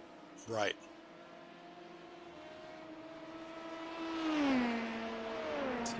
Tracking Hess and Ticehurst on track here. Go ahead. Yep, I was just going to say the gap's opened back up a little bit. It's now 1.1 seconds between short shift and quality control. Hess and Ticehurst having a really good run here. I think all the drivers are really driving really well. And these guys are really battling. Ticehurst, I think we've seen is not quite as proficient as the Porsche curves as some of the other guys, but he looks like he lost maybe a couple tenths of a second to Hess coming through there. But on the positive side for Ticehurst, he looks like he does really well through Mulsanne and through and going into Indianapolis. So we'll see if he can tighten that gap back up. Yeah, on the last lap, Ticehurst definitely did his some good work on the first half of the lap, according to my my relative display over here. Gotta say, it's just wonderful to watch the day to night transition in iRacing lately. I'm sure everyone feels the same. It just makes me think back to years ago. I've been a member of the service for almost 10 years. Didn't quite join when it first opened, so I wasn't in the sim racing mode at the time. But since then, had joined and seen the growth. They're extremely picky about what they implement and how good it looks or feels. Believe it or not, they do a lot of work with things like the tire model and the damage model and even the net code that everyone is so fond of complaining about. But I can remember just a couple years ago running a few team events, and things went so badly with malfunctions with servers and people joining that they actually suspended team racing for probably about a year. Wow. Um, I actually ran a Sebring event. We did a Daytona race, and things went okay for us, but people were complaining. And then the Sebring event, which would have been, I guess, in March, there were mass disconnections during the opening section of the race, and people were, joining after were not able to get on after the green flag had dropped. It was a complete mess with the result that at the end of I think what was a 12-hour race, they declined to publish the standings of any of the races, uh, and the the endurance racing went on hiatus while they really seriously took it back into the lab and examined the issues. And what came about, I guess, is what we have now, which is so much improved and really enjoyable. That's interesting. I've only been on the service for a couple of years, so I didn't know anything about that. I've been a real racing fan as long as I can remember, and I've been a virtual racing driver mainly on consoles. Mm. So I finally bit the bullet and bought a entry level rig, which I've got upgraded a couple of times, and I really enjoy running iRacing. I'm not great, but I still enjoy running it. I love watching the races, and it's been fun to call these races also. So hopefully my iRating on broadcasting will improve over the next few months. B rating. So yeah, B for broadcasting, huh? The B rating, that's right. That's right. We'll see if we can get our B rating um, up out of rookies. Yeah. Yeah, we appreciate all of you bearing with us. We're really enjoying it, as Charlie said, but probably not as polished as some of the guys out there at this time. But we're continuing to watch this lap after lap battle between short shift sim racing and quality control. They are just putting in laps one after another. S's last lap time was a 3:30.5, and a 3:30.4 laid down by Ticehurst in the quality car. So it's clear they're closely matched, and they're still, look, coming up now on 90 minutes to go. I think we just passed the midway point of the race at an hour 45 about 8 minutes ago. So And this seems to be as I'm looking down my list here, this seems to be the tightest battle on the track. We'll take a look and see if there's anything else that we can check out. yeah, that's right. It's the only one where they're really nip and tuck, and any one error could change things real fast. NJB and Core are still battling it out at the front of the GTE field as well, less than 5 seconds between the two. And if I'm looking, the second place car just clawed back 8/10 on the last lap. So, again, everyone's got to certainly pay attention. There you can see NJB coming through the Dunlop chicane, and very quickly followed by Core Motorsports. He's got a fast car making a pass. Yeah, number 20, that's an LMP2, Daniel Coliso, in 7th place in class over there. So that is the red machine. Well, looks like the left traffic has tightened this battle back up again.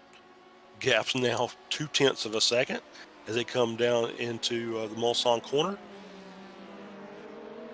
Now, Bro Sim Racing Red also taking a multi-driver strategy. Daniel's the 4th driver behind the wheel there. They must be really quick with the seat changes. Did you see changes in LMP too? I know, in certain cars, it's you want your seat. I guess sometimes they use an improvised thing like They have an a insert. phone book or something. Yeah. Yeah. Stick in there an insert, right?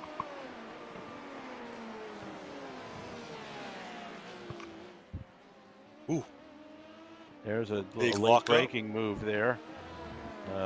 Outbraking himself a little bit Yep. there. Lucky to kind of keep it together in the 67 car, Well, which is we didn't say this, but that is Ticehurst is now in the lead in class. He has passed Dawson Hess. wow. How did that happen? How did we miss I'm going to say that we missed a. that?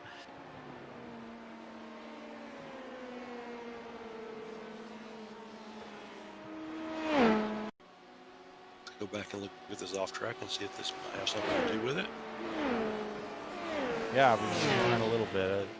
I don't know if you have those controls there, but clearly Hess had having some kind of moment there.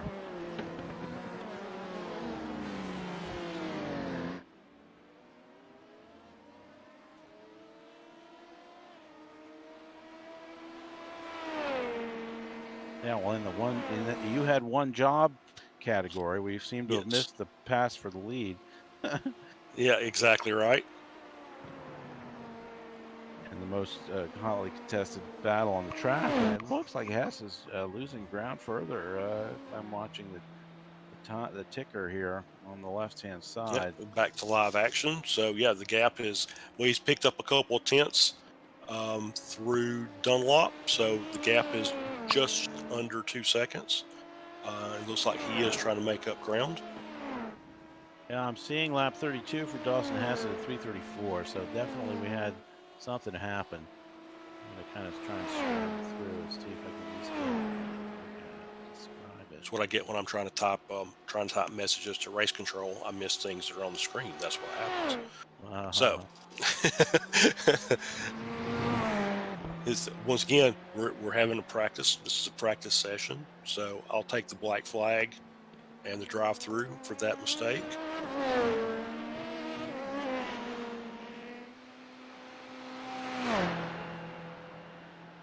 So the gap for the overall leader is 25 seconds.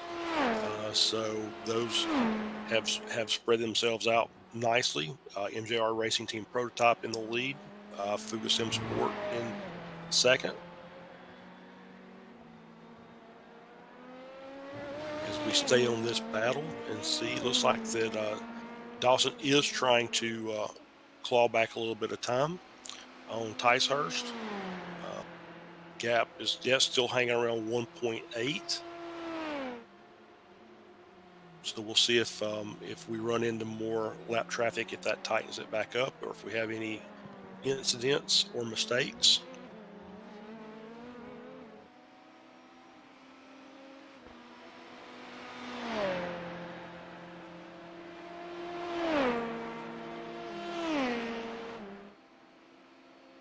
And of course, Ticehurst, we've talked about this earlier. Looks like he maybe struggles a little bit through Porsche curves. So we'll see if that helps tighten that gap up, or if he's improving as we go. Which and Hess got wide coming out of Indianapolis, got in the gravel, but did not lose any time. So he did a great job of car control there.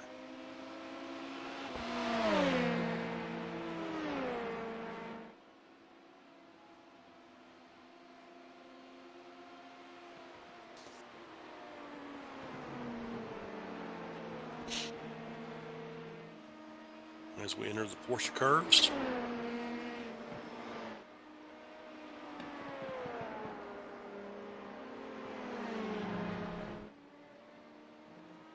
So it looks like either Ticehurst got much better there, or Hess lost a little bit of time because he dropped 0.7 of a second going through the Porsche curves.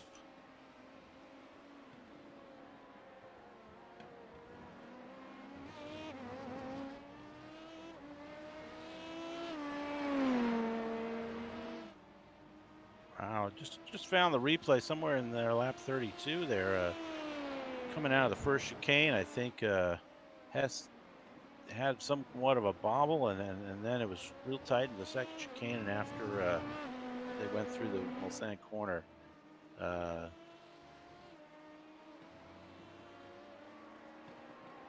Honestly, Hess seemed to have pulled to the right and gave way, if I'm not mistaken. Yeah, he slowed down. He literally lifted off the gas. You know, I'm sure there's some explanation. And again, it's a practice race, Right. so no real applicable normal situation there. But So we will say that I did get some information back from race control. Some of the discussion pre-race was about the server that we were going to run on. We made a last-minute change off of the U.S. Boston server onto the Amsterdam server, and we're getting lots of really good ping rates. So yeah, that's helping the racing, I'm sure, and the yeah, quality of everything, because most of our drivers are in Europe.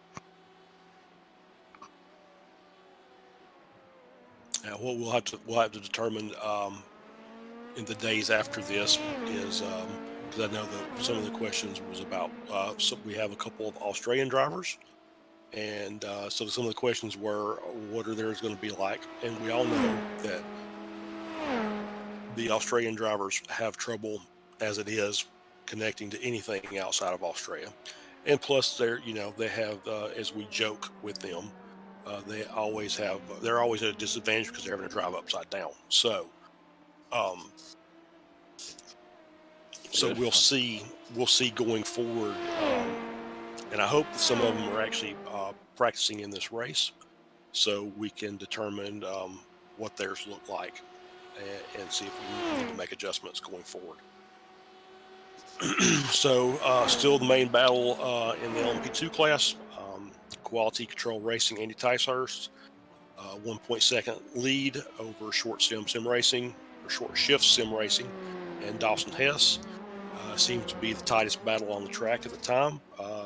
Colin, do you have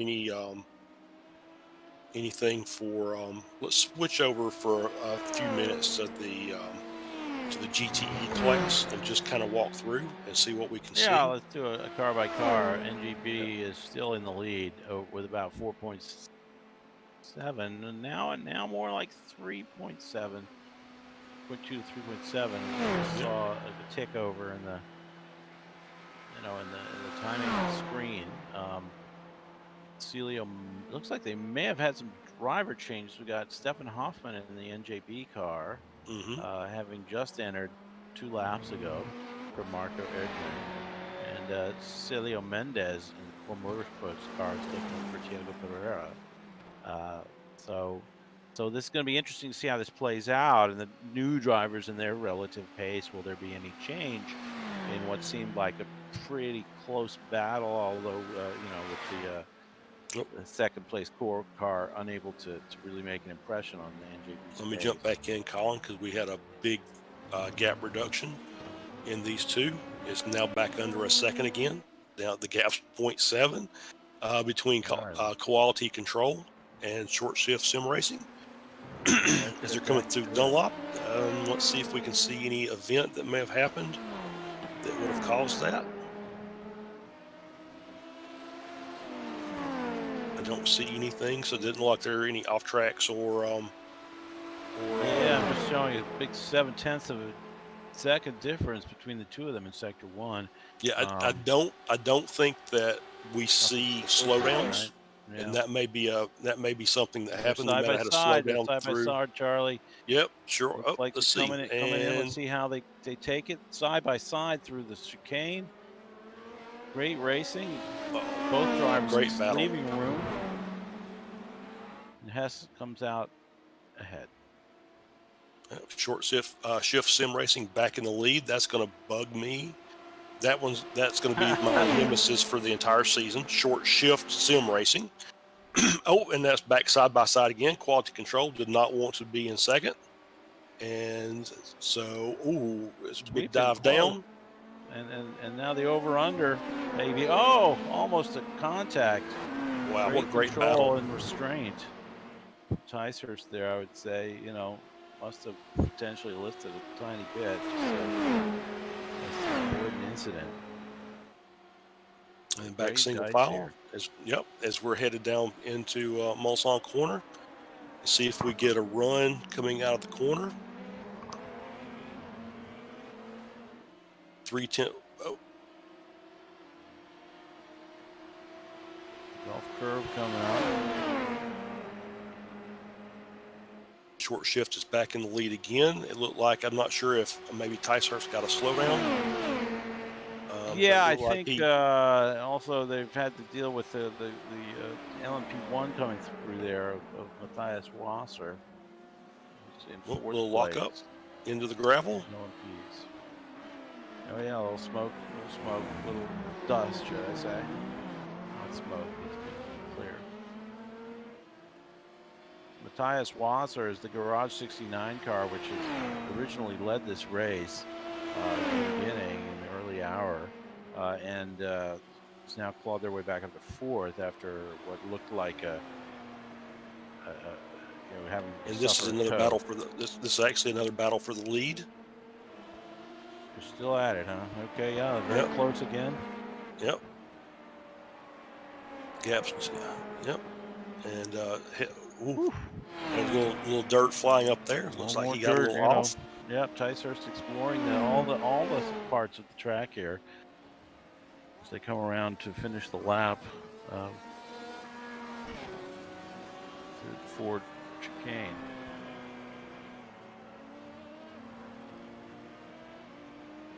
And Hess is pulled back out to a 2.5 second lead. Let's go back and look at that off track for quality control.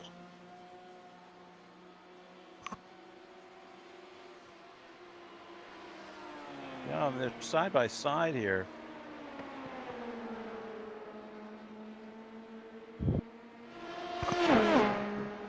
Porsche curves is it, I think. Yeah.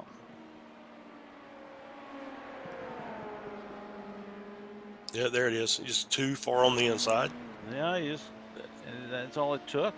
Yep. Looks like it just kind of unsettled the car and he lost traction and the speeds here are so high. If you lose just a little bit of downforce, then into the pits.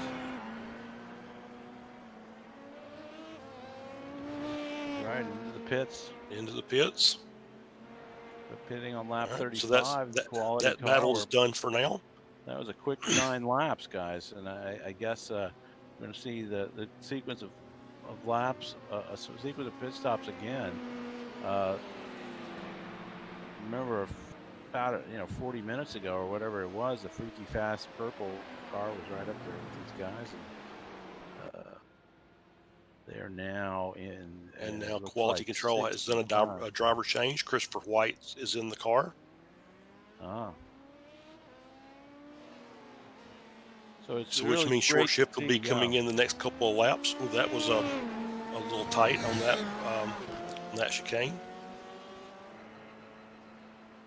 Yeah, it's great to see all the drivers kind of taking turns and just so many of the drivers for each team is showing up here. I have to think that these guys who've gotten a chance to run Lassard in these cars in advance of the big 24-hour matchup will have some kind of advantage, at least early in the race. Yeah, completely agree. There may be another practice round for the first race. I can't remember. All right, so let's go back to the GTE battle for a moment. NJB still in the lead, and that is Course Motorsports right behind them. Yeah, so they have closed that gap quite up. So now we've got a good battle for the lead here between NJB Performance and Core Motorsports. Yeah, Hoffman in the NJB car. Remember, Hoffman and NJB and Mendez and Core are both newly installed into their stints, as it were. Right. And really, Mendez is really right on Hoffman's.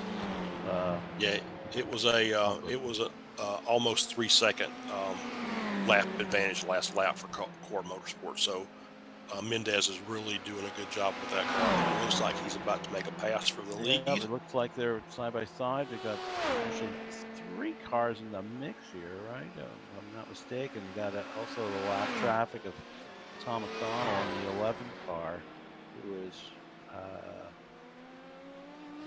he's in 11th place. Pardon me.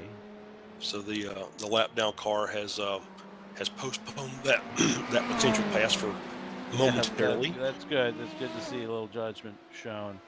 Hoffman's still with the advantage. Not sure how long that can last. Again, pulling out is Mendes. Not sure if he's going to have the oomph to get alongside here. Oh, yes, he's ahead. Look at the shadow Great from pass. the lights. You can see as they come in. That's a great pass. And I'm sure everyone in That looks like that pit are cheering. Brosim Racing Red's making a pass around. I believe that's who that is. Again, challenging here. Yeah. Side by side again. And Corvette manages to hang on. Yeah, the as I said earlier in the broadcast, the the Ferraris do a really good job into slipstream. They can make up a lot of ground on this track just by kind of riding behind people. It's pulled out again, here side they by are side. again. This is really exciting racing. Looks like they're coming down into Indianapolis. We'll see what happens here. It's going to be a break battle. And that's NJB back in the lead. Good pass on the inside of Indianapolis. Now as we go through Arnage.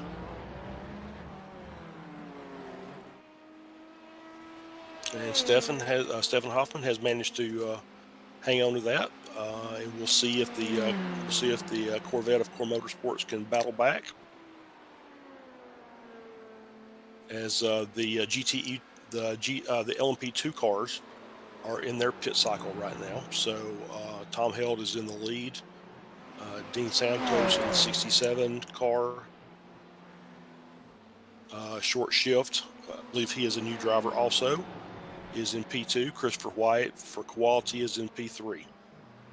Yeah, we got Dean Santos in the short shift car now, having taken over from Dawson Hess, who had a cracking stint, if it may be said, and seems to have driven, I guess, obviously the first 2 hours and 10 minutes or so of this race. Now there's probably the remaining stints. Maybe the Santos driver taking that. Boy, it's exciting now. Yeah, I think we're in the point now we're going to get about, if for those cars that are pitting currently, you're about 2 full fuel stints left. And that's Porsche eSport. Let's get back to our lead battle. I'm not sure how that got there, but I'm sure I inadvertently clicked something.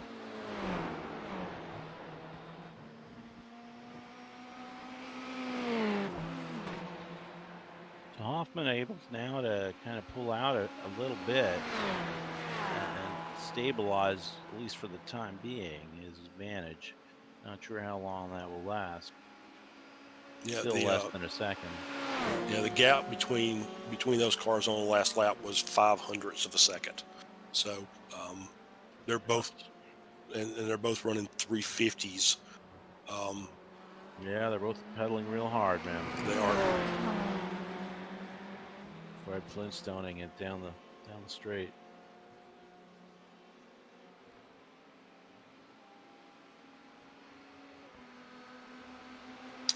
Nose to tail coming down straight. Heading down into the second Mulsanne chicane.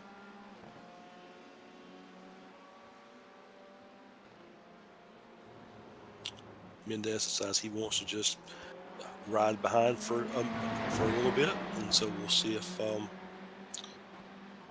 he gets a good run out of that chicane, if he can make anything happen going down into Mulsanne corner.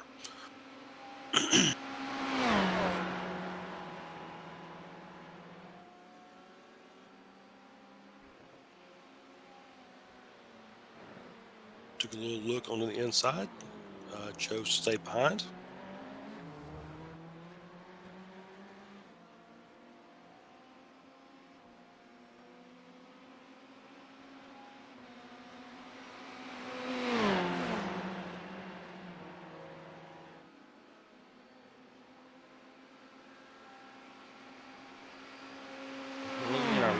leaderboard. You can also keep track of the LMP2 battle, and Santos and White are now the corresponding drivers for short shift sim racing and quality control.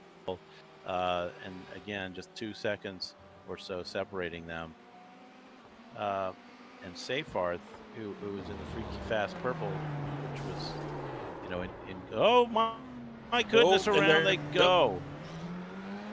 Just got a little too exciting there for everybody, and both drivers seem to have been able to recommence. We'll see if either one has suffered a more serious damage. Everybody take a look at that.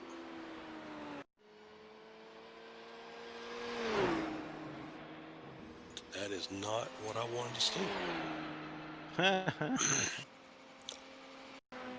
Let's try this one. Here we go. There we I think go. it's Looks going to be better. it. Yep, they're coming into the last couple corners. I think this is after it, right? Maybe. Yeah, I thought it was not in the front section of the track. I was thinking it was Arnage is what I was looking at, but I'm not sure. Yeah. Yep. Once again, we'll get the replay issues worked out.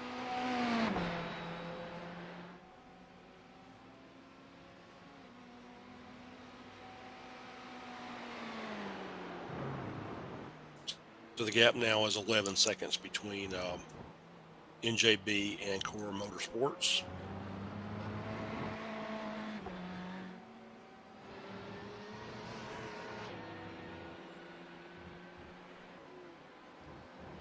Let's try. Only because I'm feeling saucy. You're absolutely right. The incident was in Arnage.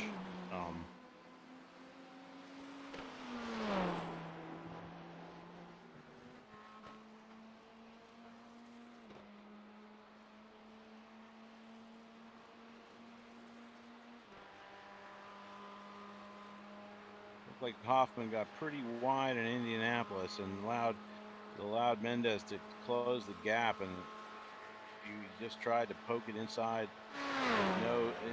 poke his nose inside of the apex to Arnage, and they pirouetted in tandem there, and it looks like the two of them relatively none the worse for wear. Though Hoffman now has a sizable gap, and it took a little longer to get going again. So looking at other cars. Turn 1 Pro is in the pits and looks like they're doing a driver change. Sebastian Samdow is getting in the car.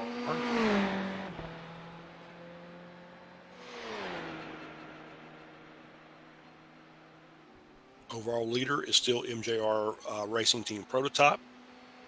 Jean Philip Raber. Indy Autosport White, Lockie Brown. MJR Racing Team, Marco Lentz. Garage 69 is back up in 4th with Matthias Wasser 2. Fugasim Sport is now in 5th. So.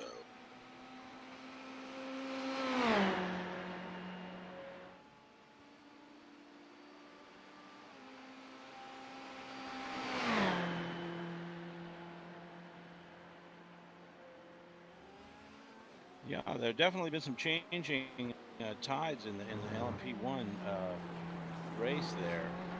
Not sure what happened with Fuga, but they're now behind Garage 69, their old rivals from early in the race. So I'm going to try and take a look here and see what happened. It looks like on his outlap from the pit, it's on his second stint, Mais V.E.C has run into some issues with it. But I'm going to have to take a look at the lap time to see what happened. So while you're looking at that, we'll jump back over to short shift sim racing in the lead of the LMP2 class. And quality control racing is now back to 1.4 seconds behind. So they've tightened that gap back up again. And our Freaky Fast Racing Purple is only 4.6 back behind the class leader. So Might see some interesting racing here very soon.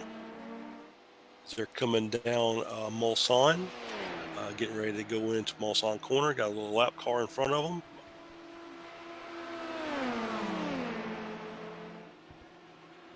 And both Short Shift and Quality were able to get past cleanly.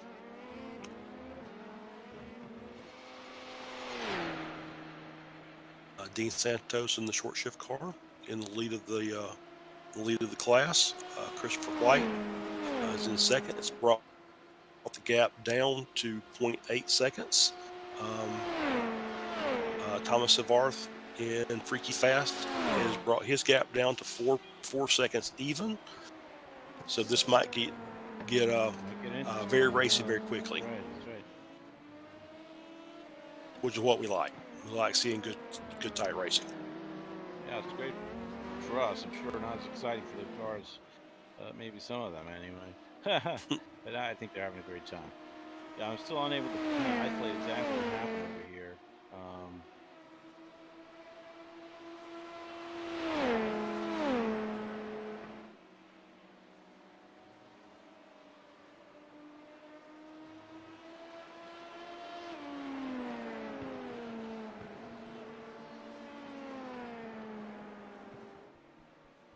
I had to guess. I would say it looks like coming into the pits, the Fuga car has some damage, and then they take advantage of one of the quick repairs and go from a smoking engine to a sort of reset car.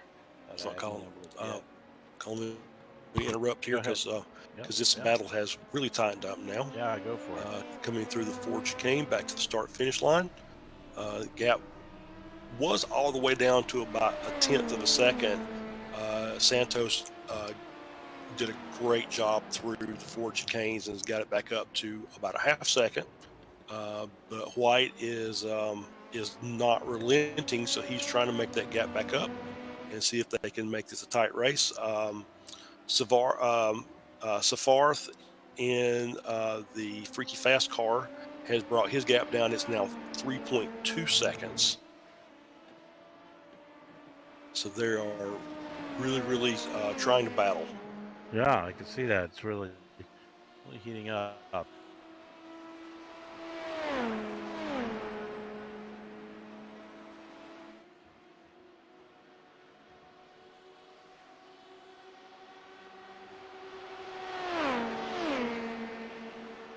Oh, I think I found it. I don't know if you're going to find something on lap 35 involving the Fuga Simsport car, 3, but coming out of one of the chicanes here, it looks like they took an extremely wide line to avoid one of the slower cars, and unbeknownst to them, there was a little lump in the track there, and they got jettisoned. Are you talking after the second Mulsanne chicane? Probably, yeah. On the right side? Yeah. Oh wow, yeah, that's the track bump. Yeah. Basically, from what I've heard, it's the as iRacing is putting the track together as it's building it for the race. There is a very large bump right there where two sections are joined, and they're not even.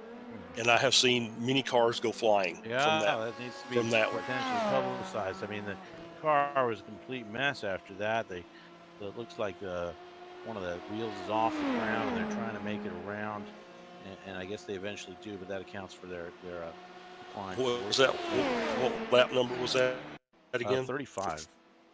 35. Let's see if we can find that, and maybe the technology will allow us. Yeah, maybe I can do an instant replay. Let's see if this is it.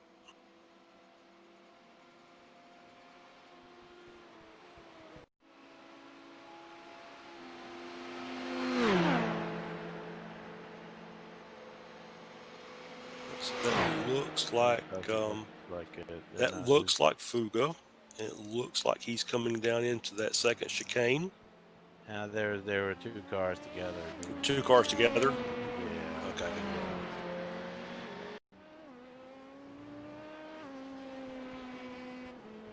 Or is the red one there? Technology There's has the failed us once R. again.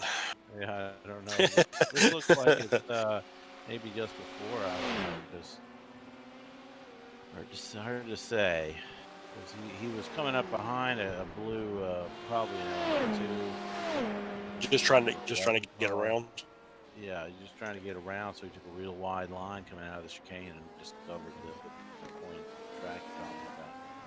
Now we're looking at the Santos Yep. White battle. But we're back to live. White with a 1 second gap over Santos. Quality So Control White took Racing over Short Shift. Freaky yeah, they Fast took has the now lead. made it Yeah. up to 2.5 seconds behind, so they've now made that a legitimate three-way battle. Yeah, well, and Quality Control made the pass somewhere along the line there. Over Short Shift. Which is what happens when we try and look at replays. Seems like every time we're looking at the wrong thing. This is not as easy as it looks on TV. Although I'm always screaming at the TV when the commentators are missing things. They sometimes miss it too. I think we need yet another person kind of watching what's actually going on. Yeah, I think for me personally, I need somebody driving this application. Yeah, I think that's what we're missing. But amazingly, it looks like on the scorecard, anyways, Lockie Brown is now in the lead of the race, which just speaks to a lot of mistakes by other teams, if I could say so. Yeah, so the last lap for MJR team racing team prototype was a 3:26.6, and Lockie Brown's last lap was a 3:15.6, so 10 seconds.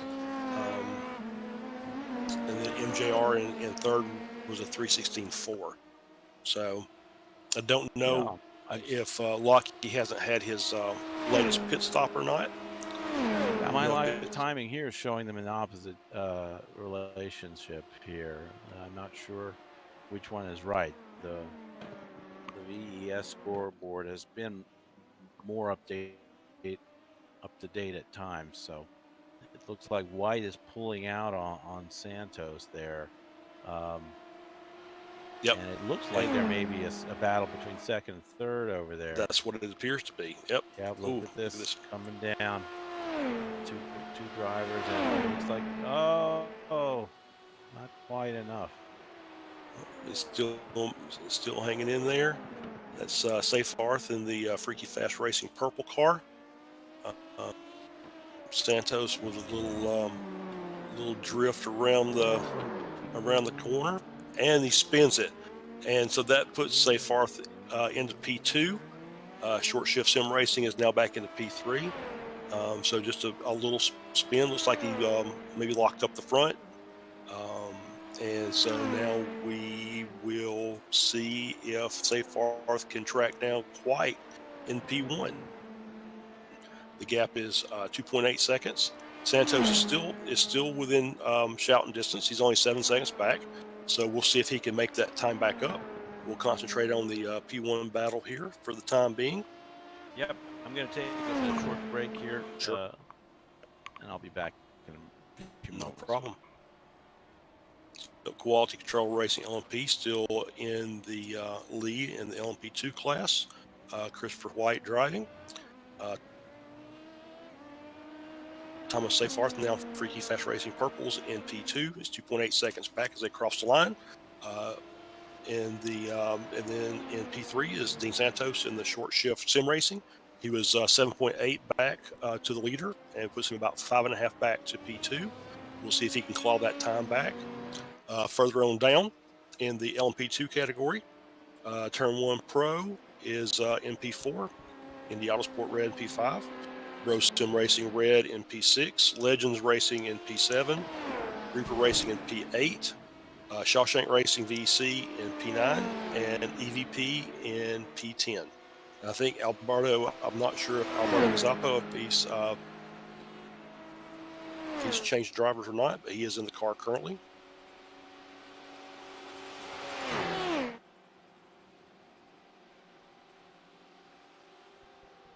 Looks like White's managed to pull out a bit of a gap. Is now 3.7 seconds between P1 and P2. Santos is 8.4 back in P3.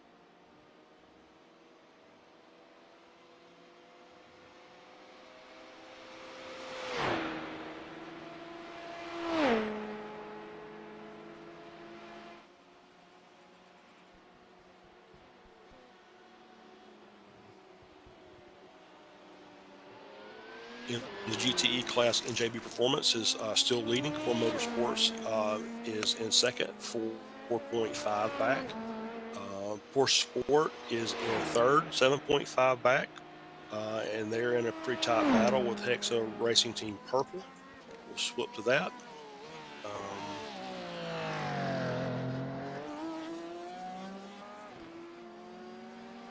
Not sure what happened there. That looked like it was tighter than it was. Maybe there's a 7-second gap between Porsche Sport and Hexa Racing Team. Century Sim Racing is in P5. N-Race Esports in P6. And then Taipan Esports in P7 in the GTE class.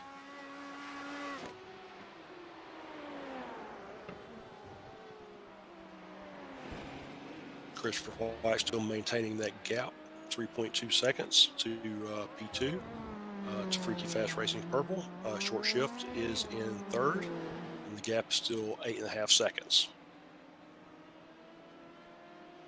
We just noticed that Lockie Brown, who was leading the overall, has just did his pit stop. He is now 10 seconds behind the new leader, which was probably the old leader in MJR Racing Team Prototype as they do the pit cycle. MJR Racing Team, Marco Lenz is in third. Was 54 seconds behind. Tice Foster and in Garage 69 is in fourth, and Fugasim Sports in P5.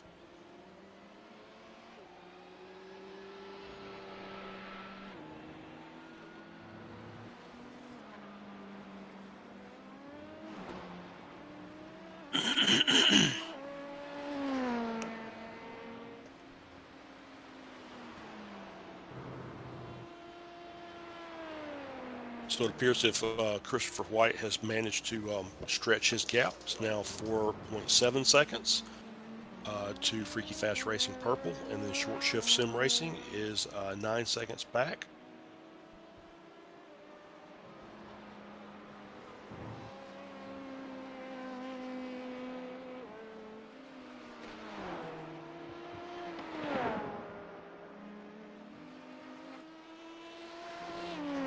Really impressed. We are now 2.5 hours into the race. There's 56 minutes left. Had some off tracks. I'm sure we had some slowdowns, but very little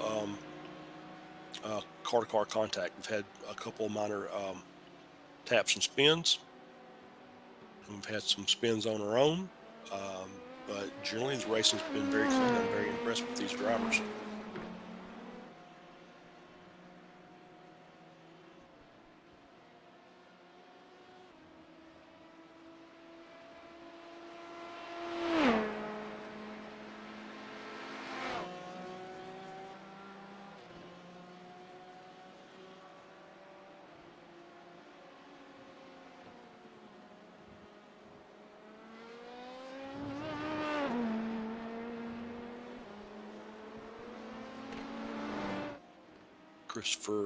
Christopher White seems to be taking control of the LMP2 class.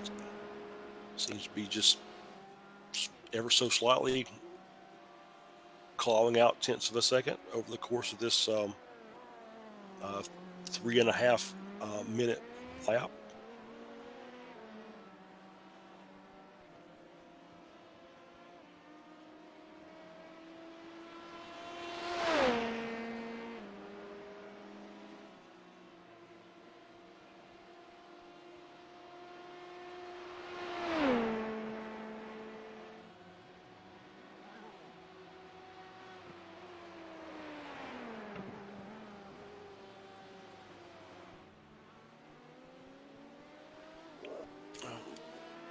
question from race control that I need to answer, so we'll take care of that.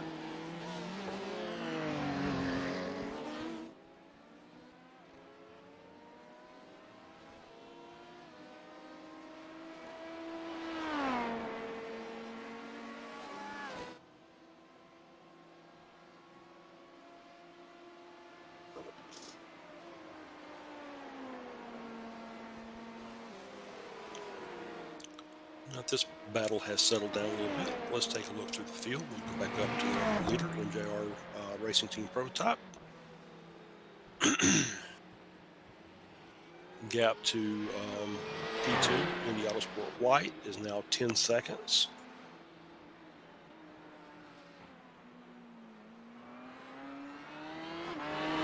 He's coming through almost on one. He's slowly whittling time away, it looks like. Looks like we may have a battle for the lead here very soon. MJR Racing Team in third. So he's battling through some lap traffic. V.E.C Sport is now in the pits.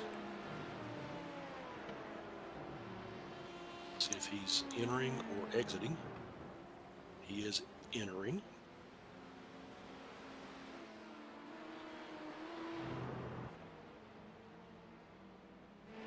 Garage 69, P5. Working his way through the and then through Corvette curve. Our LMP1 leader, or LMP2 leader, excuse me, Quality Control Racing.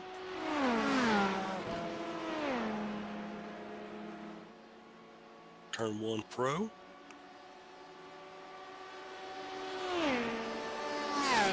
Short Shift Sim Racing. That's battle starting heating up between P2 and P3.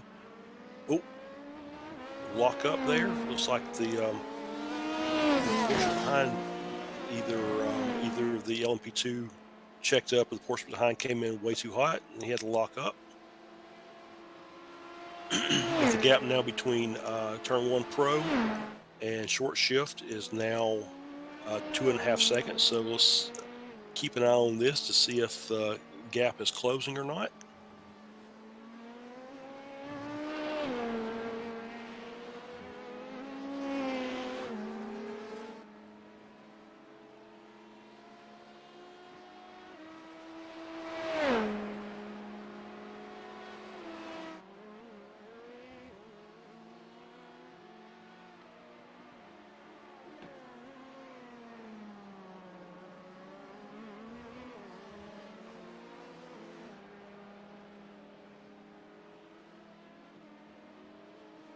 It looks like Turn 1 Pro is increasing that gap to Short Shift Sim Racing in P3. Gap's 3.5, working on 4.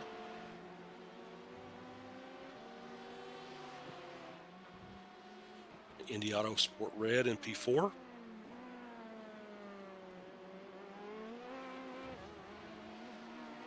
Pro Sim Racing Red in P5.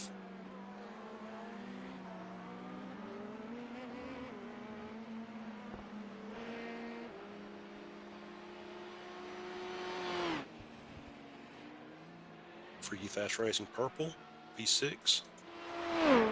Reaper Racing in P7.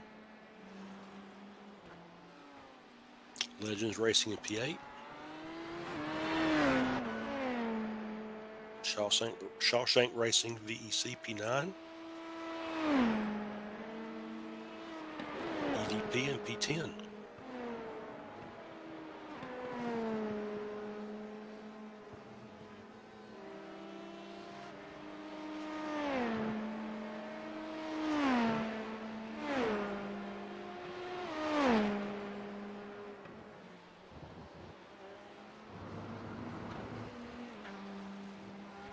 In our GTE class, Core Motorsport still holding the lead.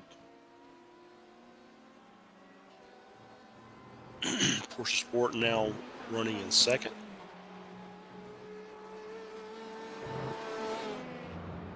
MJP Performance is in the pits. They've fallen back to third. Looks like we're in a pit cycle for the GTE cars. Hex Racing is in P4. Century Sim Racing in P5. In Race Esports in P6. Top End Esports Endurance in P7.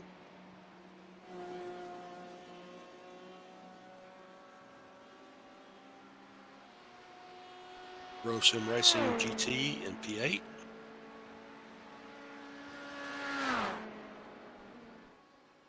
DHR Team in P9. Slow Motion Green in P10.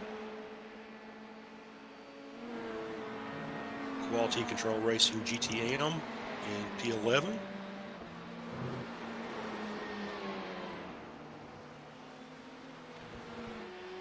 Back up to the lead. The gap, Indy Autosport White is leading.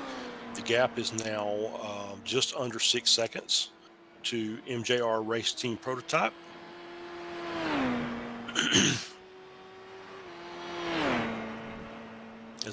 as Lockie Brown is entering the 4 chicanes.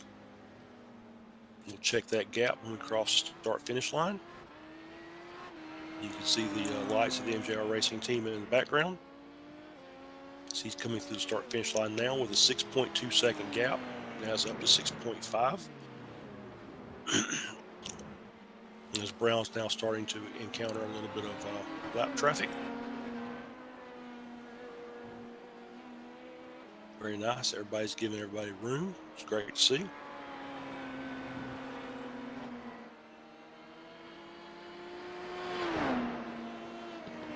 Test Rouge. And on to the Mulsanne.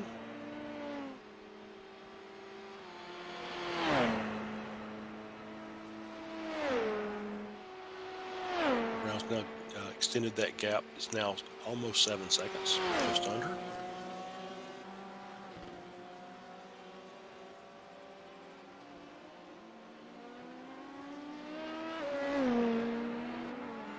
Over in our LP2 class, Turn 1 Pro still leads. They're up by 8 seconds over Short Shift Sim Racing.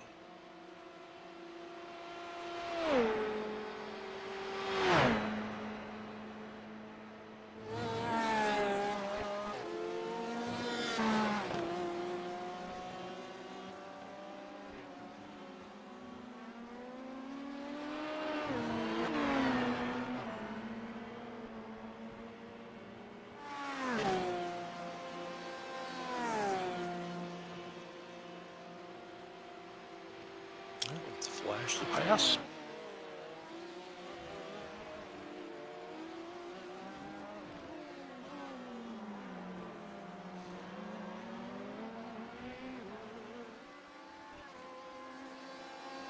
Like MJR Prototypes kind of closed the gap up a little bit, by about a half second during the course of the Mulsanne straight.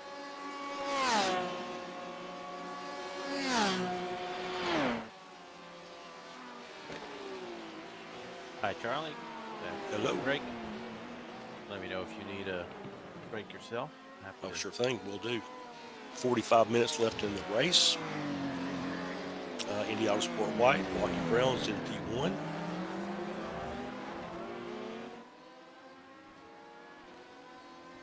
Gap's now 8.2 seconds back to P2. MJR Racing Prototype. Looks like we've got our pit cycle going in the LMP2 class. Both Indy Autosport Red is in the pits.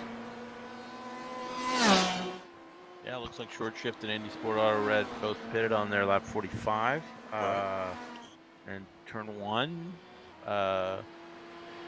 is still on the stint from lap 38, so they should be pitting soon.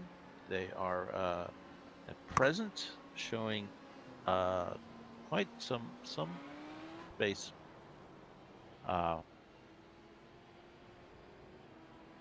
ahead.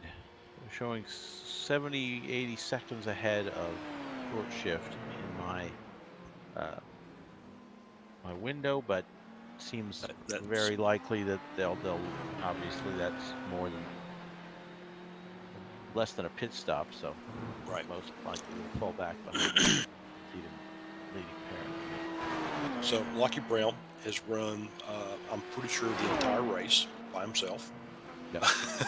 He is now leading the overall with a 10-second gap to P2. Can you tell me, based on your telemetry data, is he on the same pit cycle with the rest, or is he Well, his last still pit stop was on 46, 45 area. Yeah, everyone's around the same. He had 45. The second place MJR prototype, it's 43, lap 43, and the MJR racing team was lap 44 pit stop. So all around the same time, okay? um, with 45 minutes to go. It's a great question. Who will have to pit again? Yeah. I think that number of they'll all have to pit one more time, right? Yes, I think they'll all have to pit one more time. I don't think it can go 45 minutes on a tank. I think that they'll be a little short. I'm beginning to wonder if Brown had a pit strategy where he pitted early to get that splash and dash out of the way. Yeah, no, I know that he was. I saw him way behind in the beginning when the race director was trying to get everybody to move up into the same group. I think he did not qualify. If I Okay. look at the lap record, see of qualifying for the Indy Autosport White, he did set a 3:12, 5:12, so that's not the issue. That's okay. Yeah. I have to be proven Yeah. wrong there. I'm just kind of wondering if, like I said, if he's on an alternate pit strategy. He's got his partial out of the way early and took the time hit and is now cycling back His with the first rest lap of them. was a 5:16, so That's no, that's 2 very minutes slow. longer than it should have been. Right. I'm gonna click that and see. I think my computer's freaking out. So it tries to scroll back to that point that it looks like I am seeing the start of the race, and he started in position 3 on the grid. And let's see. I'll just track through. I'll come back to you when I see what happened. Oh, sure. He is, but as we stand right now, he is leading. He's at a 12.5-second lead, so he's extended his advantage. Notice a lot of these cars are taking the inside of that, catching a lot of dirt inside of that entry into the Porsche curves. Oh, it looks like Mr. Brown had a pretty big shunt on lap 1. Okay. Spun out and lost a lot of time. So presumably he pitted for repairs at that point.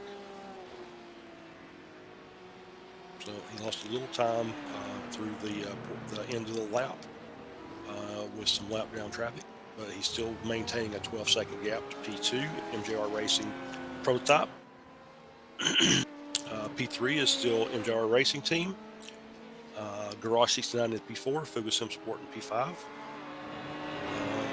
Turn 1 Pro looks like they're still haven't completed their last pit stop, so they have about a 60-second gap to Quality Control Racing LMP. Freaky Fast Racing is in 3rd.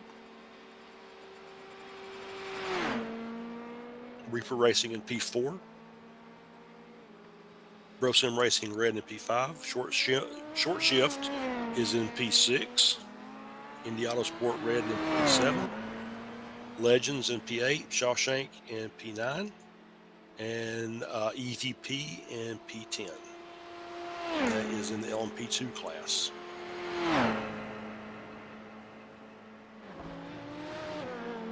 Looks like everybody is just putting their laps in. Not really any battles on the track that we can tell. Yeah, I mean the exciting part is all the LMP ones that are running, all the top 5 there are in on the same lap. With the MJR cars 12 and 50 seconds down respectively, still in line for podium positions, but somehow have exchanged Garage 69, Fugasim Sport, and now Indy Autosport White has taken the lead. So I'm not sure how all that happened, but Mr. Brown's pace was hot. Yes.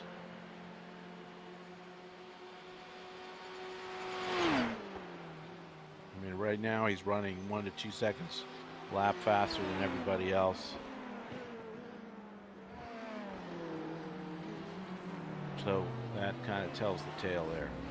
Right. Let's go back and look at our GTE class. NJB Performance is still leading. Core Motorsports is in second. That gap has tightened up. It's now 1.1. So let's flip back to watch those guys. And here they are. They're coming through Indianapolis.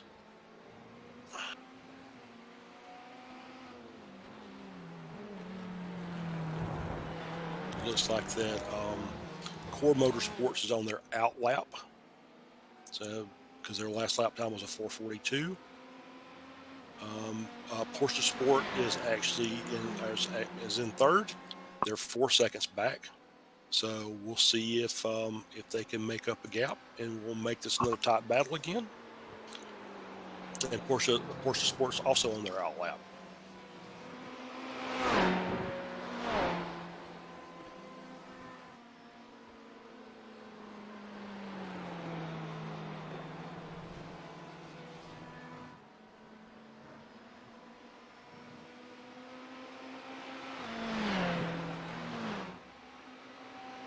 Gap is now 1.1 between NJB and Core. Massive. You got loose coming through there. Moment And there that's for tight. Erdmann. He's managed to get it straightened back up, and he's maintained the lead, but the gap is now very tight. It's now 0.3 of a second.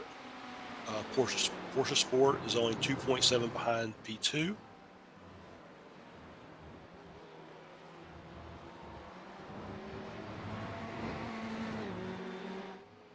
I was going to say, should we test our luck and try a replay, but I actually want to watch this battle first.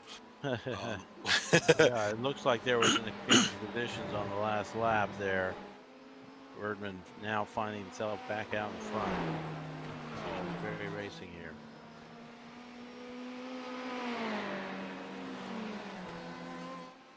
Appears as NJB has now stretched to get back out to 1.3 over Core Motorsports.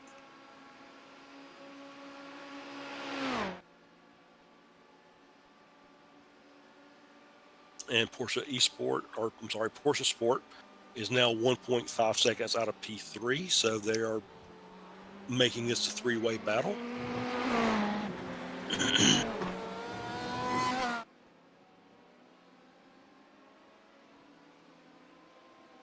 So couldn't tell if the NJB car maybe caught too much curb coming through, or just maybe had too much speed coming through and lost the rear. But definitely had a little adventure, but managed to straighten it back up, and is still back in the lead. As we got some LMP cars that are making their way through the field.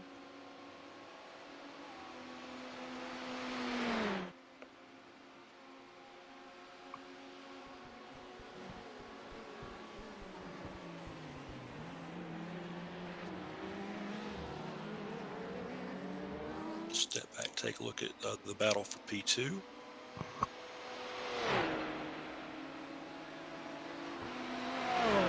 course, Motorsports right there in the center of your screen.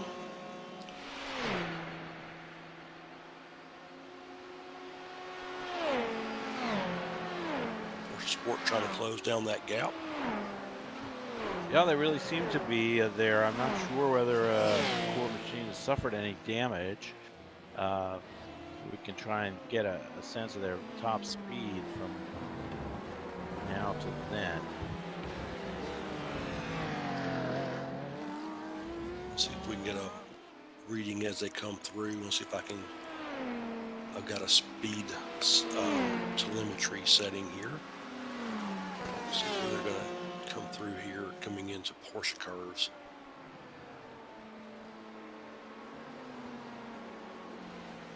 See them topping So out like 275 kmh. Yeah, something like and that. then the Porsche was, I think, 283. So they were definitely a little bit slower than the Porsche behind.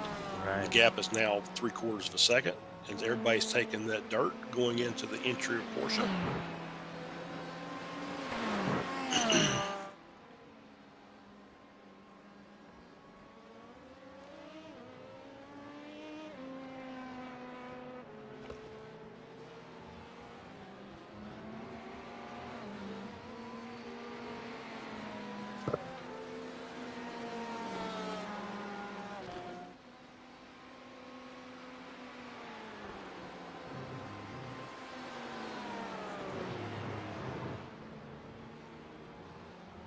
Yeah, looking at Mendez top speed from lap 40 about 10 laps ago, he had another 10 kph. So I would say that's the issue. He's Yeah, somehow taken some and damage here Parkin's got a along the line. Yeah, I see really he's good right on his entry rear into now.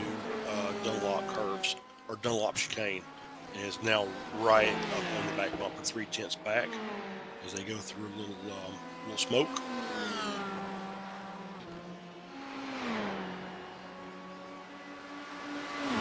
Take him on one of these straights here.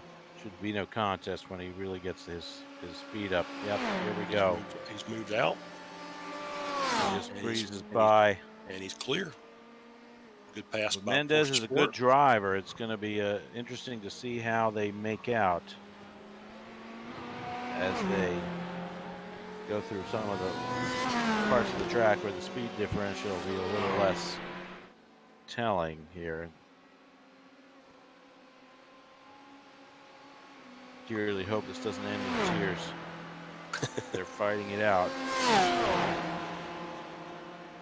There's a prototype. Working his way through.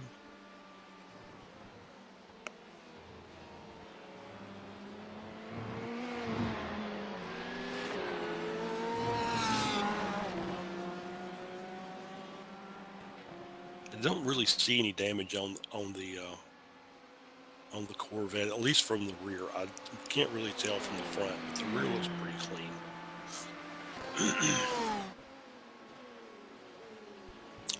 Parkins in the Porsche Sport car, I noticed he had a really good entry into the Dunlop chicane and made up just a big chunk of time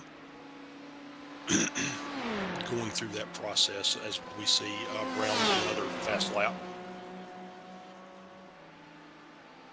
Yeah, I think I saw 312 dead. 312. Yeah, 312 flat. Oh yeah, Mendez up to 298 that right there. So I maybe stand corrected as far as damage on the car. Really depends on which corner you're looking at. Need some speed trap app or something. Speed trap numbers. Take a look and see what this looks like with the roles reversed going into the Porsche curves. See what their top speeds are.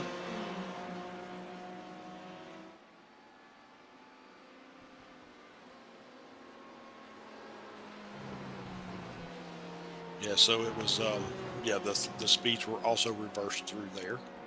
Yeah, a little closer to top speed for Mendez there, and not at 280 instead of 275 I saw. But yeah, the speed reverse. I guess the effect of the draft should have something to do with that.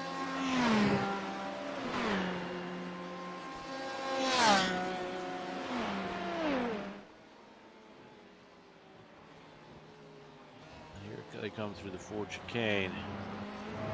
Plenty of curve he is. And that's paid off. Well, and Parkins, to his credit, now pulled out a full second on Mendez. So if he takes the same earning line his he did second last place. time.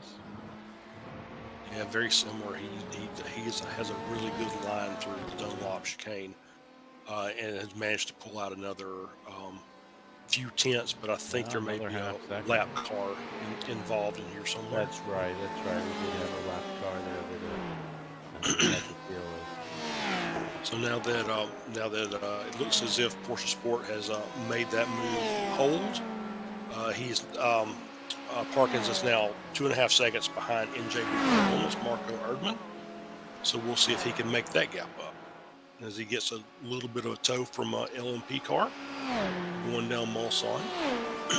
You don't get a lot because the cars are so much faster than the GTEs, but you can get a little bit if you work it right.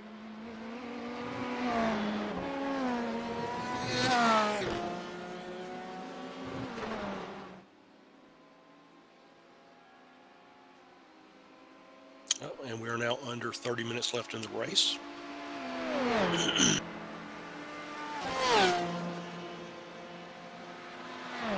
Indeed, Lockie Brown just coming to pit lane, presumably for what would be his last stop. I believe this would be his last stop.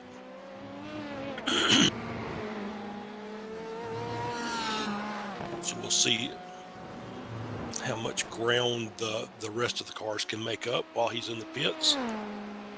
And I feel pretty sure, not looking at the last lap they pitted, but my guess is he's probably the first of the pits. Well, the third place car actually pitted on lap 52, 2 laps earlier. So it would seem that the MJR team prototype is in fact they're all on roughly the same strategy as MJR Racing Team, now in second, is pitted at lap 44, so they should be coming in roughly around now. I think they're getting about 11 laps for the tank on the P1s. Yeah, I think that's right. So we should see him in on the next time around. Very good. So Brown has come out, and it looks as he is behind by 1.5 seconds.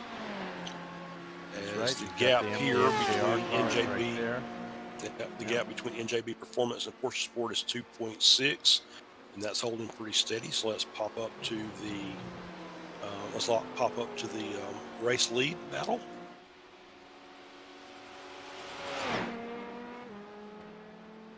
We've got a car that's doing a little tire warming, apparently.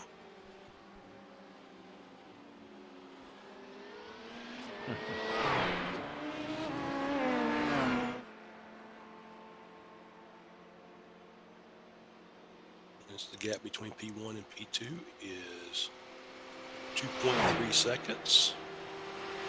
Marco Lenz leading in the MJR Racing Team. Lockie Brown in Indy Autosport Whites in second. P3's MJR Racing Prototype.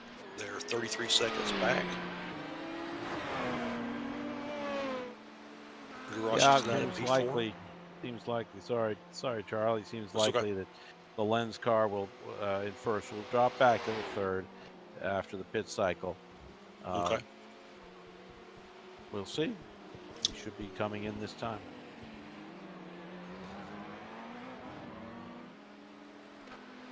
Brown's brought the gap down to 1.2, so he may be in second when he comes into the pits.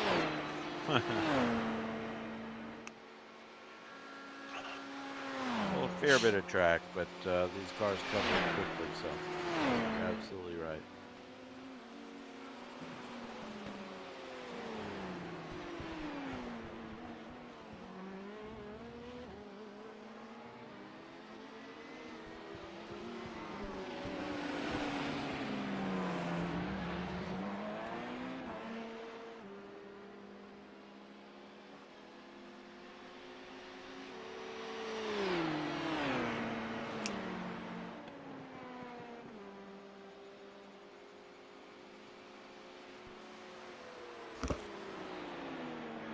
Coming into Porsche curves. See if Lenz comes in for his pit stop this time. Brown's got the gap down to under a second.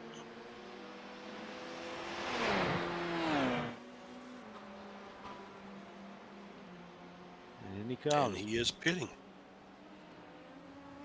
so swap for the race lead. Back to Brown in Indy Autosport White.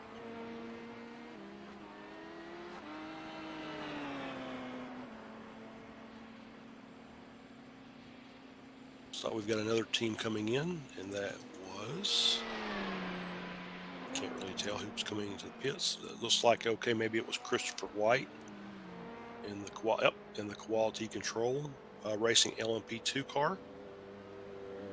Yeah, it'll be interesting to see what happens over there as well. The Turn One Pro team has pitted 4 laps before this, and will they have enough to get through? It's a 9-lap stint for those guys. It looks like little smaller. That'll be tight. 9 laps is tight for the LMP2 car, so we'll see if. Yeah, they're running about 3.5 seconds laps. So what is that? That's about 21 minutes for 6 laps.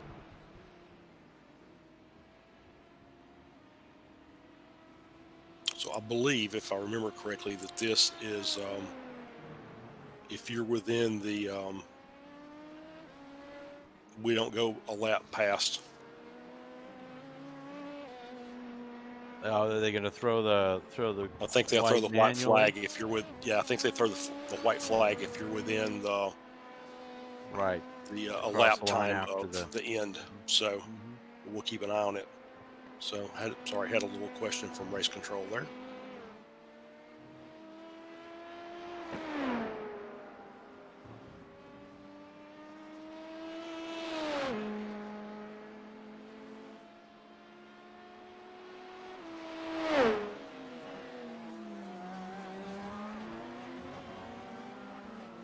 Looks like that MJR is back out on the track, and they're 34 seconds behind. Indy Autosport White still in the lead. And the 2 MJR racing cars, their teammates, in P2 and P3. I think they are. Similar livery, very similar. I don't know about you, Charlie, but I'm going to want to do some racing after this. Watching these guys go around, just getting kind of in the mood. Yeah, I think I've got time to throw one down before I resign for the day.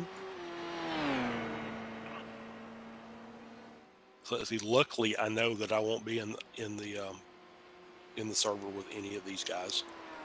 So, right. These guys are much better drivers than I am.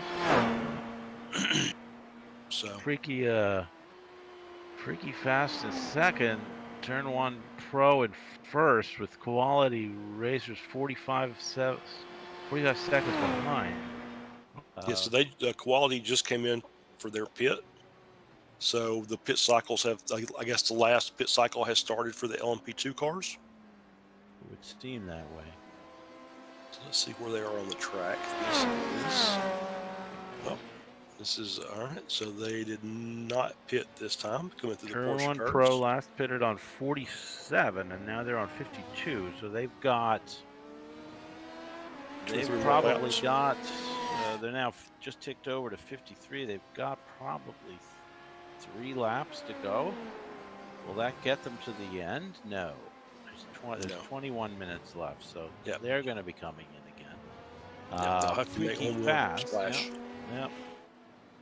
Freaky, the 555 car, freaky fast racing. They're in now. Pitting now.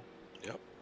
And we'll see if Seyfarth stays in the car. I would think with 20 minutes left, I don't think they would do a driver change. No, I would think no change, and since it's practice, if I'm them, right? I mean, I'd be excited, even though it is a practice race. Even though it's a practice race, it's still a race, and you race to win. These are race drivers. Come on, man. That's right.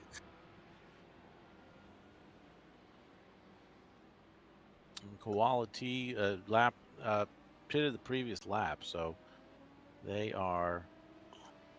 We're going to see where they wind up.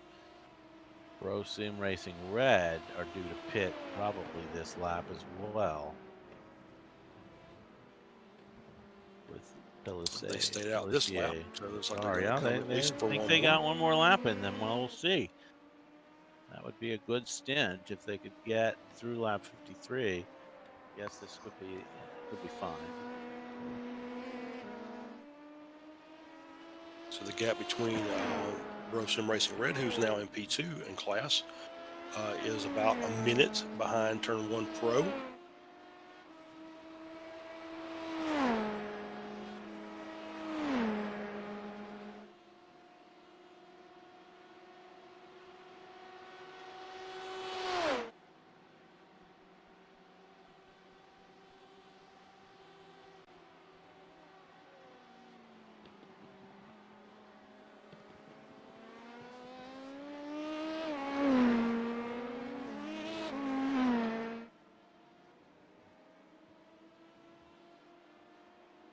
So yes, so I did actually find some telemetry on my side that says that they are one pit shorter than quality control, or one pit less. Let's see, quality control has already made their last stop. Freaky Fast has made their last stop. Indy Yeah, I'm Autosport not sure Red, about the other two. Yeah, yeah, the Indy third, the Autosport third Red and place. Short Shift are on 5 pits. Quality control's on 6, so I'm assuming they've got one more to go. Reaper Racing's on 5. Sim Racing Red. I'm showing them. That's Pelissier. You're showing him in second over there, and he should have a pit stop to go. Correct. Chris White in quality is right behind him, so I'm gonna go out on a limb and call. Of all things remaining equal, Freaky Fast may take the class win here with quality in second, but we'll just have to see how it plays out. And the gap Anything right can now happen. between those two cars is quality is up on Freaky Fast by 4.1.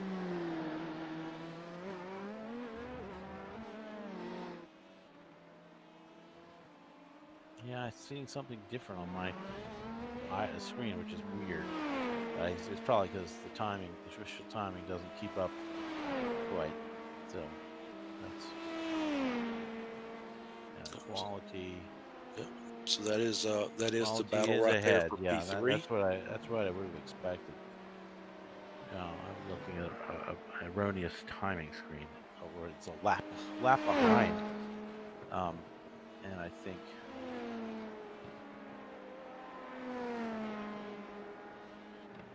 the intervals are a little freaky. If you don't mind me saying. And there is Sim Racing Red bringing their car into the pits for their final pit stop of the race. Yep. And Turn 1 Pro is now making their way around. And they are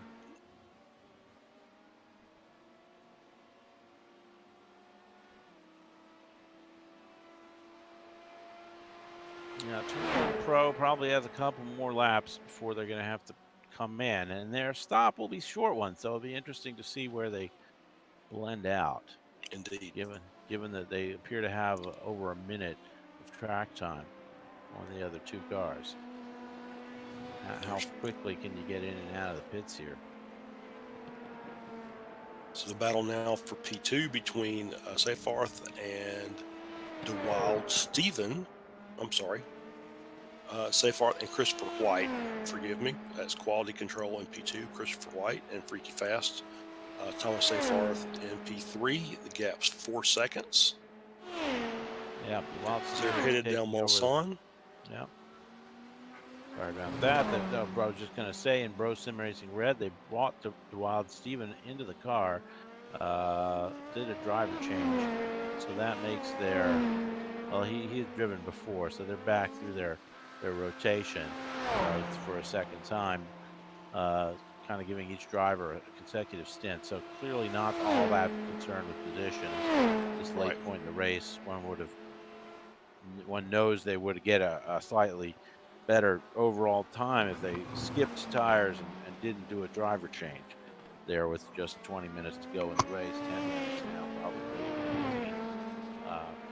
15 or so, 14 and a half, perfectly clear. Short Shift Sim Racing with Dean Santos is in P4. Bro Sim Racing Red with the Wild Steven is in P5. The gap is 5.2 seconds between those two. And Santos is still sitting on 5 pit stops, so we feel like he's got one more. Yeah, he had fallen back after we saw him involved in that battle near the front.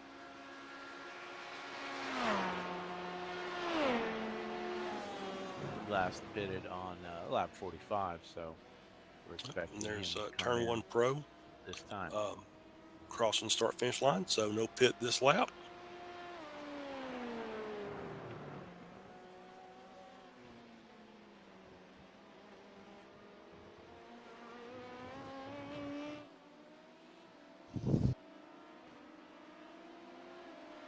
Check some of the gaps in the GTE field.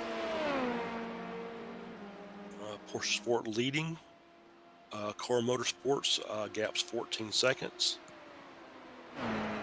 NJB Performance, however, is right behind Core Motorsports and trying to make a pass going into Mulsanne 2 down to the inside. And is able to make the pass. So that moves NJB back into P2 in class. Hexa Team Racing Purple is 3.5 seconds behind this battle. So we'll stay with these guys for a moment and see if there's another position swap.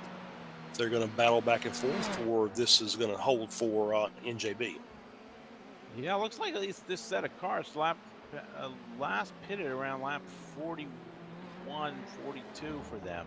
So I have to feel, they're on lap 51 now. I have to see another stop in their future. Yeah, it'll be the next lap or two, I would think. So, yep. So it's going to be a tight race there. It may be if they're truly battling for that position, it may come down to who puts in the least amount of fuel, whose fuel calc is better.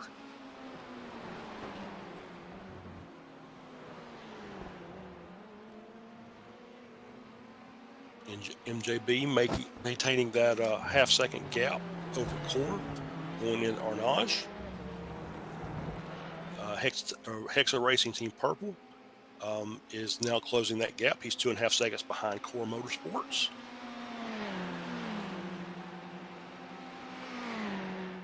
As they make the run down into the Porsche curves.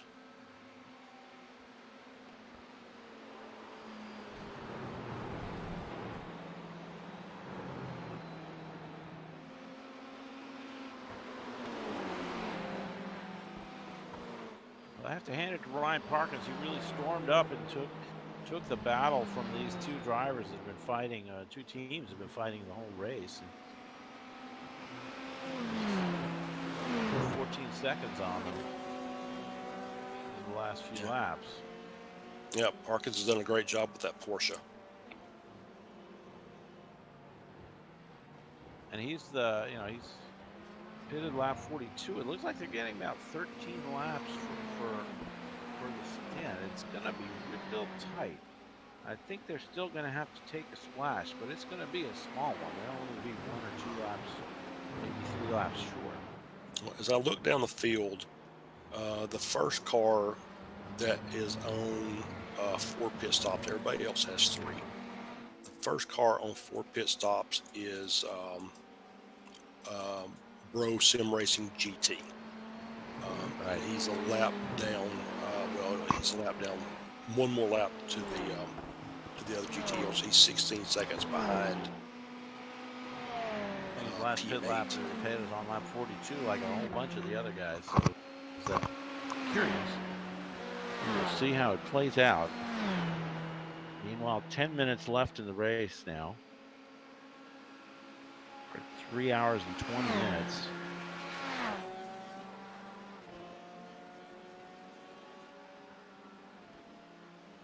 So let's keep an eye on this battle, and we'll start watching to see when people start coming into pit. Once again, Porsche Sport is in the lead.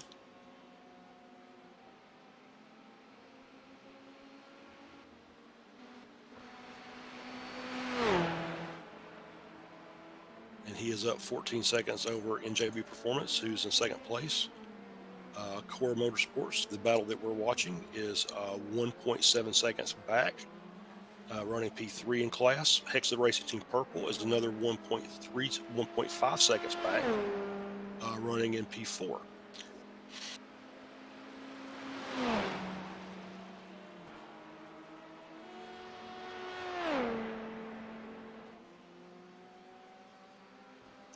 Turn 1 Pro in the lead of the LMP2 class, still now running lap 56. Must be coming in this lap.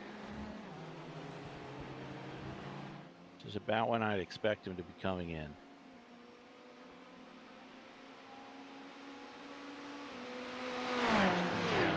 Looks like Mulsanne. A half a lap to go.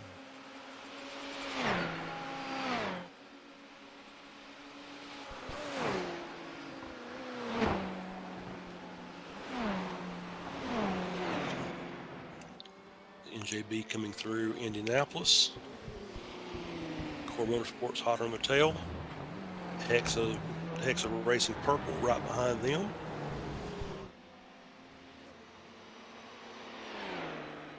And we'll start watching the tickers to see who's making pit stops. Yeah, it's going to be exciting. I really want to see where what the pit delta here is going to be for the 48 car in the lead of the LMP2 class. Maybe we could switch over to him as he's approaching his pit stop, or switch and track, to White's car as well, and kind of watch the battle coming off of pit road if there's going to be one. So here's turn 1 Pro. He's coming through the Porsche curves.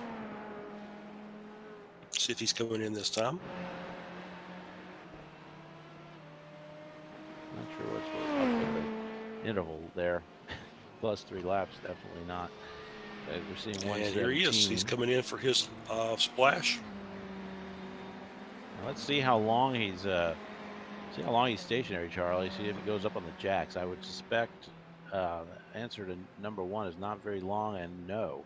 I would think those are the correct answers, but we'll see. They're up a minute 18 over quality control. Yeah, that seems like a long time. It seems like he should be able to potentially get in and out in that time. Should be really quite a coup, if you ask me.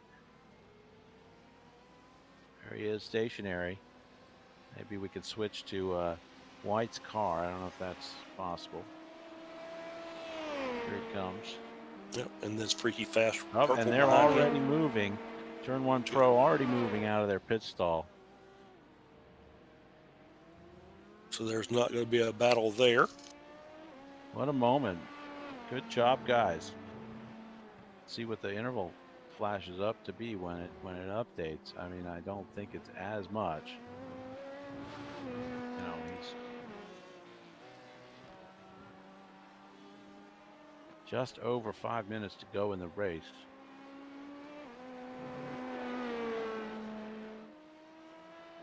You know how when you watch something and you're waiting for it to do something and it takes seemingly forever for it to update? Yeah, I'm not sure what's with the timing here now, but we see him here. I think it's starting. I think it's starting to drop. There we go. There we go. So 50 seconds. 49. Yeah. So now we're down to 43 and a half.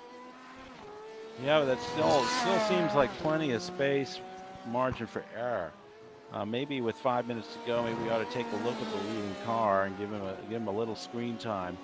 That was a fascinating race off pit lane for me, with us watching White and Seyfarth and their teams kind of seemingly in control, I thought, and then turn 1 Pro kind of really getting such a short splash at the end that they were able to take control of the race.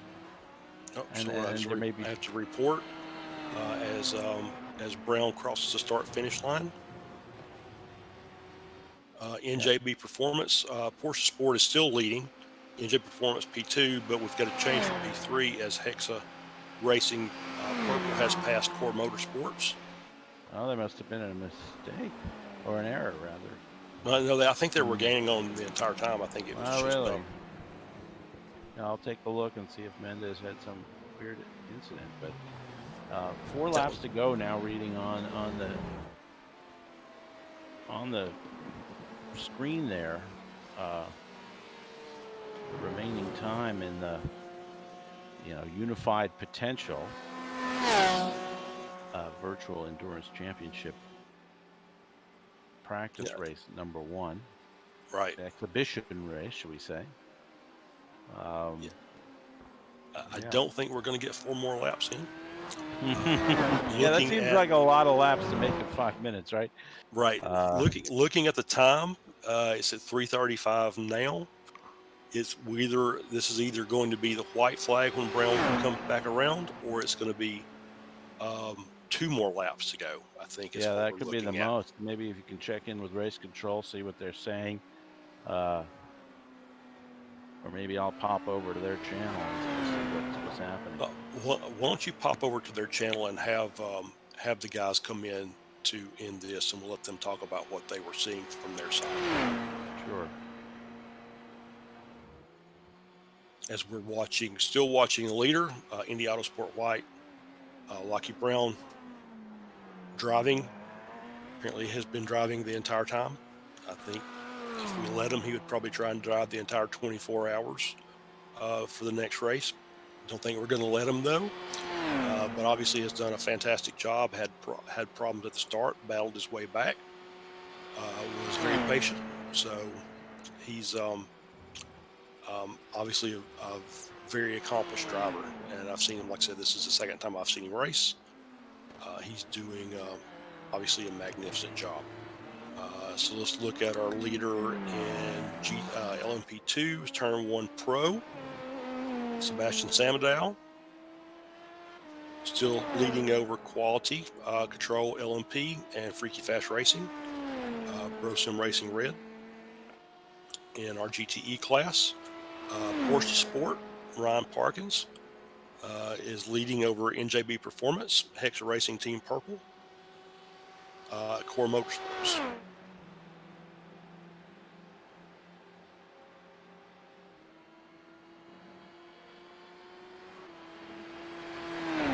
Back onto our lead car. And we're looking to see if we've got about a minute and a half left in the race time. So we'll see if we get the white flag this time or if we'll get it next time.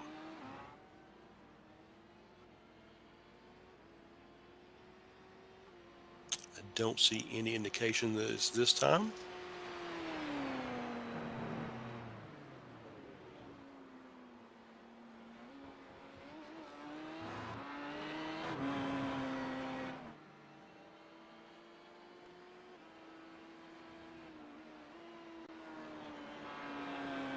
Like it was a little wide there. Pick up some. They're just clowning. They say they're playing Minecraft. Oh. But anyway. I did not see any indicator that we got the white flag that time. Yeah, I don't know. We'll get it the next time because we're down to under 1 minute left in the race time. That's right.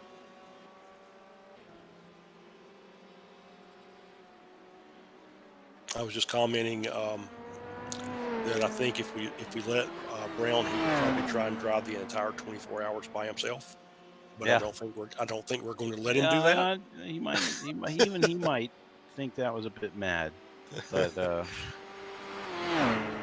but obviously, like I said, battled back from early issues, and just was patient and made obviously some great lap times. His fast lap, of course, we missed somewhere in the course of this, was a 3:11.5, which is just mind-boggling.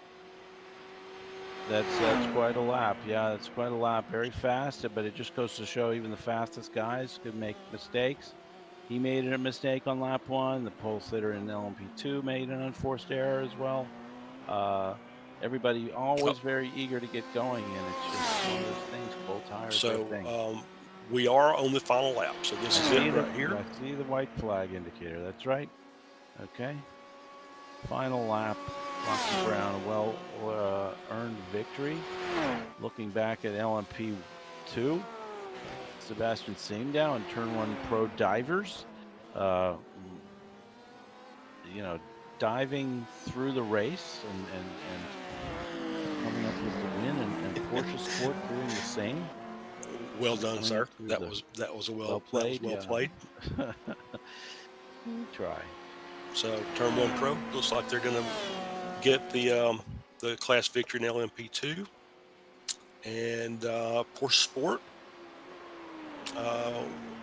didn't appear that they were going to be in contention, but once again, it was one of those that, 3 hours later, there they are. They're leading the GTE field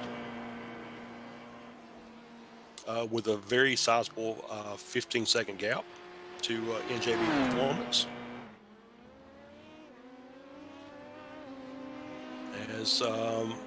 As Lockheed's coming through the Ford chicane for the last time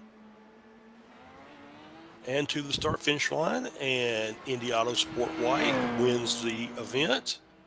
Well Congrats. done. Well done. Well raced.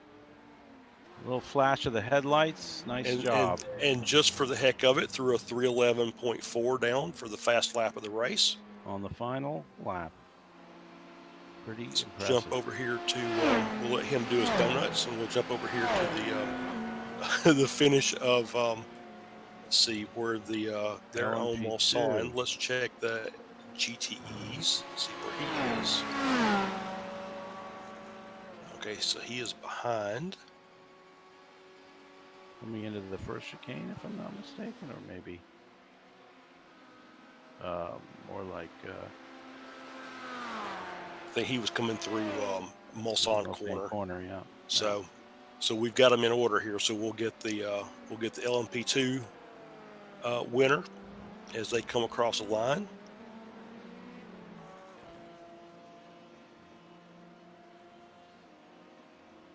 And then we'll get the GTE winner as they come across the line. So all the winners get some screen time.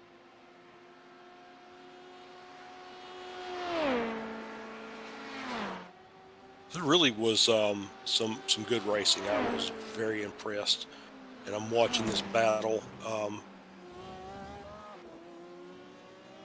as Turn 1 pros coming out of Indianapolis into Arnage. The gap behind to Quality Control Racing LMP is 50 seconds, but then there's a 1 second gap to Freaky Fast Racing Purple.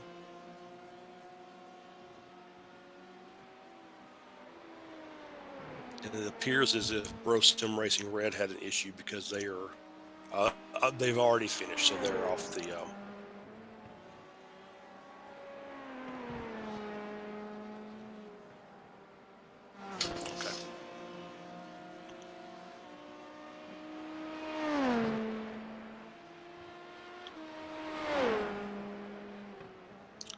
as Turn 1 Pro comes through the Ford chicane for the last time. And takes a checkered flag for the class victory. Congratulations to Turn 1 Pro. Good race, great job. We'll pick up Porsche Sport, who apparently has already finished. So well done to Porsche Sport for getting that. And that looks like race done. Congratulations. I think it was, Colin, I think it was a really good race. I'm really looking forward to what we see in the future. There they go, doing some donuts. Seeing some donuts from a couple of the teams. All right, so with that, let's click our results. There we go. I don't see Lockie online here. I'm gonna see if I can get him online. And as you can see, the results up there of Indy Auto Sport White with the overall win, MGR Racing Team P2, and then MGR Racing Team Prototype in P3, Garage 69 P4, Fugo Sim Sport LMP1 in P5. for the LMP2 cars.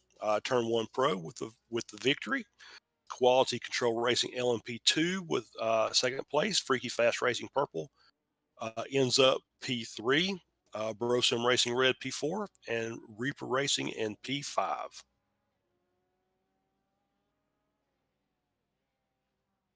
Very good.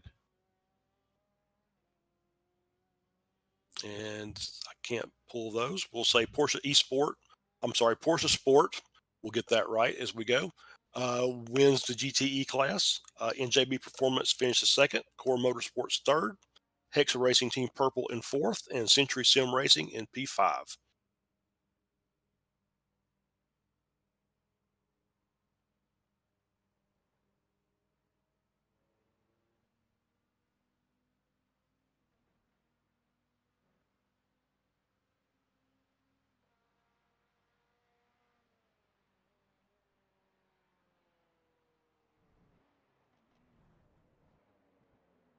So as we are getting everything ready, I want to see if we can get our race directors and stewards in here, and we'll go over the race.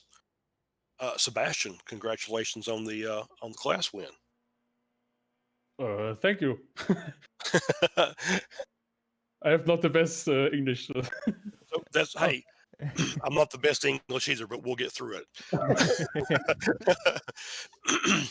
So hey, congratulations. How was the race for you guys? Looked like you had Did I just successfully do it? I think we have the Turn 1 Pro guys in here. Yep, I'm talking to them now. Thanks, Colin. I appreciate that. Right. So, Sebastian, Simon, and Tom, how was the race? How did you think the racing went? Yeah, well, racing was great, was clean, except for turn 1, obviously, which is always a mess in these races. Yeah, all the iRacers understand. Turn P1 turn or lap 1 turn 1 is the issue most of the time. But we agreed. We commented on it during the broadcast that we had some really good racing, some really tight racing, and some really clean racing, and we were very happy to see it. Yep. Did you guys get caught up in an incident in the first turn? No. No, Actually. you were not one of the ones. No. Yeah, you might have seen a few cars flying, which we did Yeah, as well. some green car I saw on the left coming real close to me, but I evaded it, so it was easy for me. That's great. Lucky. Some days you're lucky. Sometimes lucky is good enough. Yeah. Hey, so we just wanted to, since we're all practicing tonight, we just wanted to get you in here and talk to you for a couple minutes. Hopefully, we'll get to talk to you again later on during the season. But great job tonight, and look forward to talking to you in the future. Thanks. Thank you. Have a good night, guys. Thanks.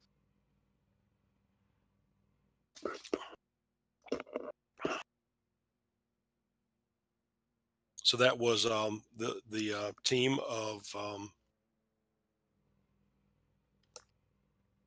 that was the Turn 1 Pro. Turn 1 yeah, Pro. I should have asked them about the divers thing, huh? Yeah, we'll work that out after the race. Yeah, or yeah. after later on. So yeah. Brown's already off. Yeah, he was off. Did we have anybody for Porsche Sport? Let me see about if they want to come on by.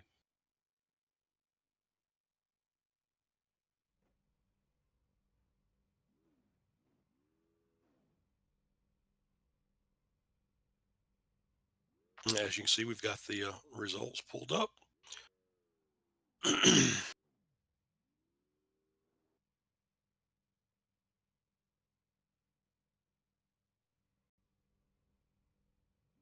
We're already getting comments in the chat about how we're looking forward to Spa. Thanks for that, Austin. Personally, as the broadcast, I'm looking forward to all the races. I'm glad I'm not driving, but I'm looking forward to all the races. So we got Austin and Carl and Luke and Ryan. Well, guys, thanks for joining us here in the broadcast booth, as it were. How did the race go from your perspective? Obviously, a first place in class, so that's a good thing. How'd you get there? Hi guys, hello everyone. Yeah, it was really good. Carl Sharkey started us off. He done qualifying, and done the first stint. Really good, solid stint. Made up a few places just from general, first lap nurse for everyone else. It was really good. And then after that, I jumped in the car for a good for the rest of the stint. We had changed tires once and made it to the end. Just kept pumping in loads of good laps and. Yeah, it's quite clean. Everyone was really clean, good racing, and Yeah, from our really perspective, fun. you guys kind of came from nowhere. Not to say you weren't fast, but you weren't up at the front end at the beginning of the race. So And I'm sorry. Let me jump in. I did see a Porsche spin in the Dunlop chicane on lap one. Was that you guys? Was that you get a little tap from behind? No, so we were actually offset because, as I said, cold on the first stint, and then I had a driver change. I jumped in the car and I went to fresh tires, and we just stayed on them to the end. So we kind of offset with everyone else. Oh, So okay. I what So everyone see. else was you doing, played pit they were track. like, yeah. So Right. we had loads of clean air going out, just the odd LMP car coming past us, but we just slowly built up and worked our way through that and through the stops by not changing driver again. But short race, it's good fun, good little strategy. Obviously, it'd be totally different for the 24-hour race with Yeah. longer stints and more mistakes from people and Yeah, it's more on even the line. obviously, much longer race. But a good start. How did you feel of the quality of the sort of competition and the racing skills and overall from a experience point of view, lapped cars or being lapped, etc. In your case, pretty clean. Yeah, I thought it was really good. The odd LMP car probably could wait a few or one corner, and then they would go get a better drive out the next corner. So we both aren't losing so much time. Right. But I think maybe that's an experience thing, maybe it's just a practice thing, or just experience. I think of when you actually go and catch up to a GTE car so quickly from the prototype cars, you need just a bit of Right. patience, Not I to would say. overestimate the amount of time they might lose just waiting for a second, or taking an alternate line, braking a little more for one corner, and then really, as you say, getting a drive off. Yeah. So good. Yeah. Good. So I will will you say. all four of you be driving in the 24 hours? Is that the plan? Oh, Cole's team manager. Okay. All right. Well, it'll be up to him. Yeah, we have a few drivers registered, so we'll probably see who's available. And Okay. Maybe some friends as well. They're hanging out. I don't know, but yeah. Congrats. Virtual champagne. Etc. Good race. Thank you very much. Thank Cheers, you. guys. Thanks, guys. Looking forward to seeing the broadcast back. Yeah. Have a good one. Don't be too hard on us when you hear the broadcast. Yeah, Well, our chief technician was out of commission today, so we were left at a little bit of loose ends in some ways, but we had fun, and it was really great watching you guys and everybody race. Thank you very much. I'm sure it's fantastic. Look forward to it. Look forward to the main series. yeah, Cheers. so are we. Thanks, guys. thank you.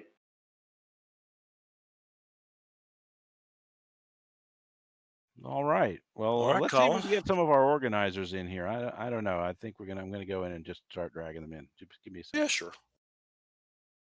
So I'll fill while we're getting some other people in. It was good to hear some of the drivers with the comments after the race. We hope to do that not only after the race, but catch some drivers as they're Our finishing head, our some Hans here. 4-hour runs. So it looks like Colin and Thomas Cope and Tom Benloss, two of our race directors, are in here. Hey guys. Hi, how's it going? Oh, Hey. it's been great. How was the stewarding tonight? You know, it wasn't as busy as I was expecting it to be. I think some of the quality of racing was pretty insane. There were obviously a few incidents, a few kind of oopsie doopsies, but overall the quality of racing was amazing. It really kind of surprised us. So I think we're pretty happy with that. It's definitely kind of helped us kind of nail down a few of our own processes as well. So it's been a pretty good evening. Yeah, we were commenting that, obviously you almost always got the lap one turn one incident, but for a fairly decent sized field, I mean there were a couple of minor spins, but it was really clean and really good racing all night long. So it was really fun to watch and talk about. Yeah, I think we found that as well. We were pretty vigilant on lap one. We were just kind of watching it, rewatching it, and waiting for incident reports to kind of flow on in. And it was a kind of surprise when none did. I think maybe there'll be Yeah, a few retrospective ones, but you know, yeah, we uh, caught a few things. I mean, but a couple people spun on their own and really didn't get in anyone else's way. There was one small tag, in the back of I think it was the GTE field at the start, and then mhm. it was pretty calm except for a couple of racing incidents. But you know, I think it's a pretty experienced crew. As I look through the fields that I have on my screen, everybody's a safety rating of A. You Yeah, got a lot of people who know how to control their cars, and they know what just happened and don't need to have someone else hash it out for the racing incident. And that's refreshing after some of what I've seen, both in public races and in even some other league races. yeah. I mean, you kind of look at the caliper drivers. I'm looking at the best lap times right now, and in the LMP1 class, it's just insane how fast some of these guys were going around that track. What was I think the best lap time of the race was a 3:11.4 or something like that, which is just kind of Yeah, and mind-boggling he that pulled someone's that done that out on a on the race trim. last lap. Kind of a Yeah, Yeah, just showing exhibition off race a for little bit. him, and he actually had an error on the first lap and spent most of the first lap in the pits. So to come back and win the race was pretty impressive. Yeah, definitely. I think there's a lot of guys that took the race seriously, but not too seriously. So they were working to try and increase their position, but they weren't taking really um, making a lot of really bad decisions. So I thought that was really the good thing about it. They were giving everybody wide berths, especially when you were lapping cars. Um, Everybody was patient. So I thought it was really good racing all the way around, and really looking forward to the 24-hour event. I think we are as well. It's going to be a bit of a tough one, but if this is anything to go off of, it's going to be a real good race. I agree. I agree. I think we've got some really good drivers out here, and I kind of made the joke. We've seen Lockie Brown before doing an event, a 4-hour race in Nürburgring, and he ran the entire race, and then came in here tonight and ran the entire race. And I think if we let him, he would run the entire 24-hour race. I just think he likes driving the car that much, because I mean, he did like I said, got in trouble at the beginning, but then just put down lap time after lap time after lap time. It was just, you know, slowly making his way back up the field and eventually to victory. So it was amazing to watch. Yeah, I think there were a few instances of that kind of thing. We were pretty keen on watching Porsche Sport, NJB, and Core in the GTE class. Some of the Yeah, we fighting spent. between Core and Mhm. NJB it was amazing. Yeah, Yeah, it was yeah, really it good. was fun to watch. It's fun to watch, and we thought, I kind of thought Porsche Esport came out of nowhere, you know, after we had been watching NJB and Core in the front for so long. But I think it was Mm. more of a pit uh, window kind of thing. Although they all ended up around the same lap for the last stop. I don't know if that was on purpose. It was also exciting watching for me the LMP2 group where turn one was not in the lead for much of the race. You're watching quality battling with one of the other teams, Mm. and they kind of came on at the end, and turn one ended up doing just a splash at the end when I thought the pit cycle would have put them back. But it was pretty dramatic. There was a couple teams in the lead early as well who ended up finishing fourth and fifth. So Yeah. yeah. One thing I have just seen, which is pretty interesting, I think it might be interesting to share. In that entire 3.5 hours, Porsche Sport got 0 incident points. Oh, that's Which, great. That's uh, incredible. it just over we were commenting on this pretty consistently, but over the whole race, I think the maximum, it's in the teens kind of thing, a low teens as well for the maximum incident points. It's it's very refreshing to see this because I know if this was me racing, be getting 20 incident points on the first lap kind of thing. Right. Kidding. No kidding. It's, how many incident points and how many rolls did you do in the first lap? Yeah.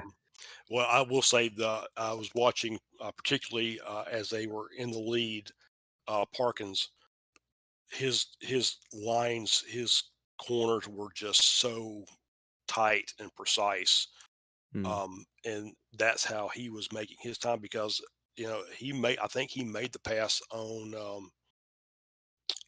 Core or NJB, I can't remember which one, but for the lead, and it was because he was gaining tenths through the chicanes, and it was just really, really hammering those chicanes. Um, Apparently millimeter perfect because he didn't have any incidents. So that was mm. fantastic. Yeah, I And a think they're lot going of to be teams, a team to watch. yeah, they'll be a team to watch. A lot of the teams took the choice to bring in a different driver every stint, which I'm sure slowed them down because you don't always have to take tires, right? So Mm. if you do a fuel stop and change drivers, and don't take tires, it kind of you lose a little, I think. But it's neat to see that people, some people were just treating it as an exhibition race, which is what it was. I think we could see some different teams at the top when things get serious. I think that's a very fair point. I know I had a few messages from teams asking, can we run 6 or so people for this race? And Right. obviously they were allowed to do that. Yeah. So maybe they'll, that's 3 minutes they've lost. That's almost Yeah. that put my lap down. So maybe maybe the leaderboards will look a lot different in the actual events. We'll Right. have to see. Right. Well, Well, I think that based on the responses we've got from the winning drivers, they enjoyed it. I know we enjoyed it. We enjoyed talking about it. Um, and sounds like the stewarding may not be as bad as we had hoped or yeah. It won't had be as much wondered. of a So Mm. it seems like we've got task. a really good group of teams, a really good group of drivers, and we're going to have some really tight and clean racing. And so I'm excited about it. Um, any final thoughts, guys, before we close out here? Right. I just want to congratulate you, Charlie, on kind of shepherding us through this maiden voyage and dealing with the tech part of it sort of on the last minute and so forth. So Well, you think being an IT professional, I'd know more about all this stuff, but I really don't. I don't stream, so right. so it's a little bit of a learning curve, but we'll get it all worked out. We'll get our replay system functioning, so we can go back and look at and see some of the things that we missed. Um, and then I don't know about you guys, but I'm a worse critic of myself than anybody else can be. So I will review and tighten myself back up for the next time that we're going to do this. No worries. But I I do think we appreciate all you knew it sitting was a in maiden with me. voyage. Yeah. Always enjoy talking with you about racing.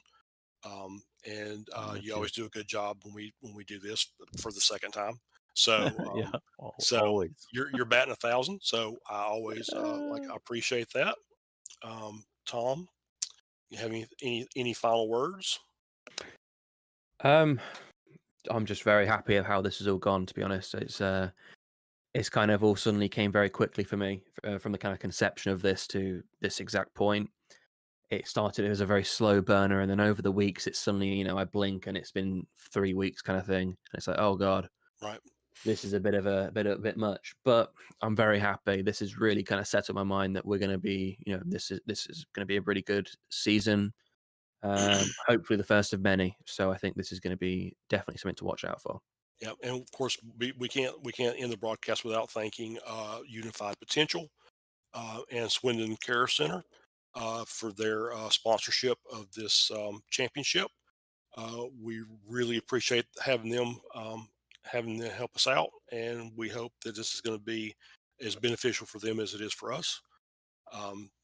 So with that, our time is over here. We thank you for your time tonight, and we look forward to seeing you again on the next stream, which will be right back here at the Circuit de la Sarthe for the 24-hour event. And we're looking forward to it. And we hope you are as well. And we'll see you next time. See you next time. Great.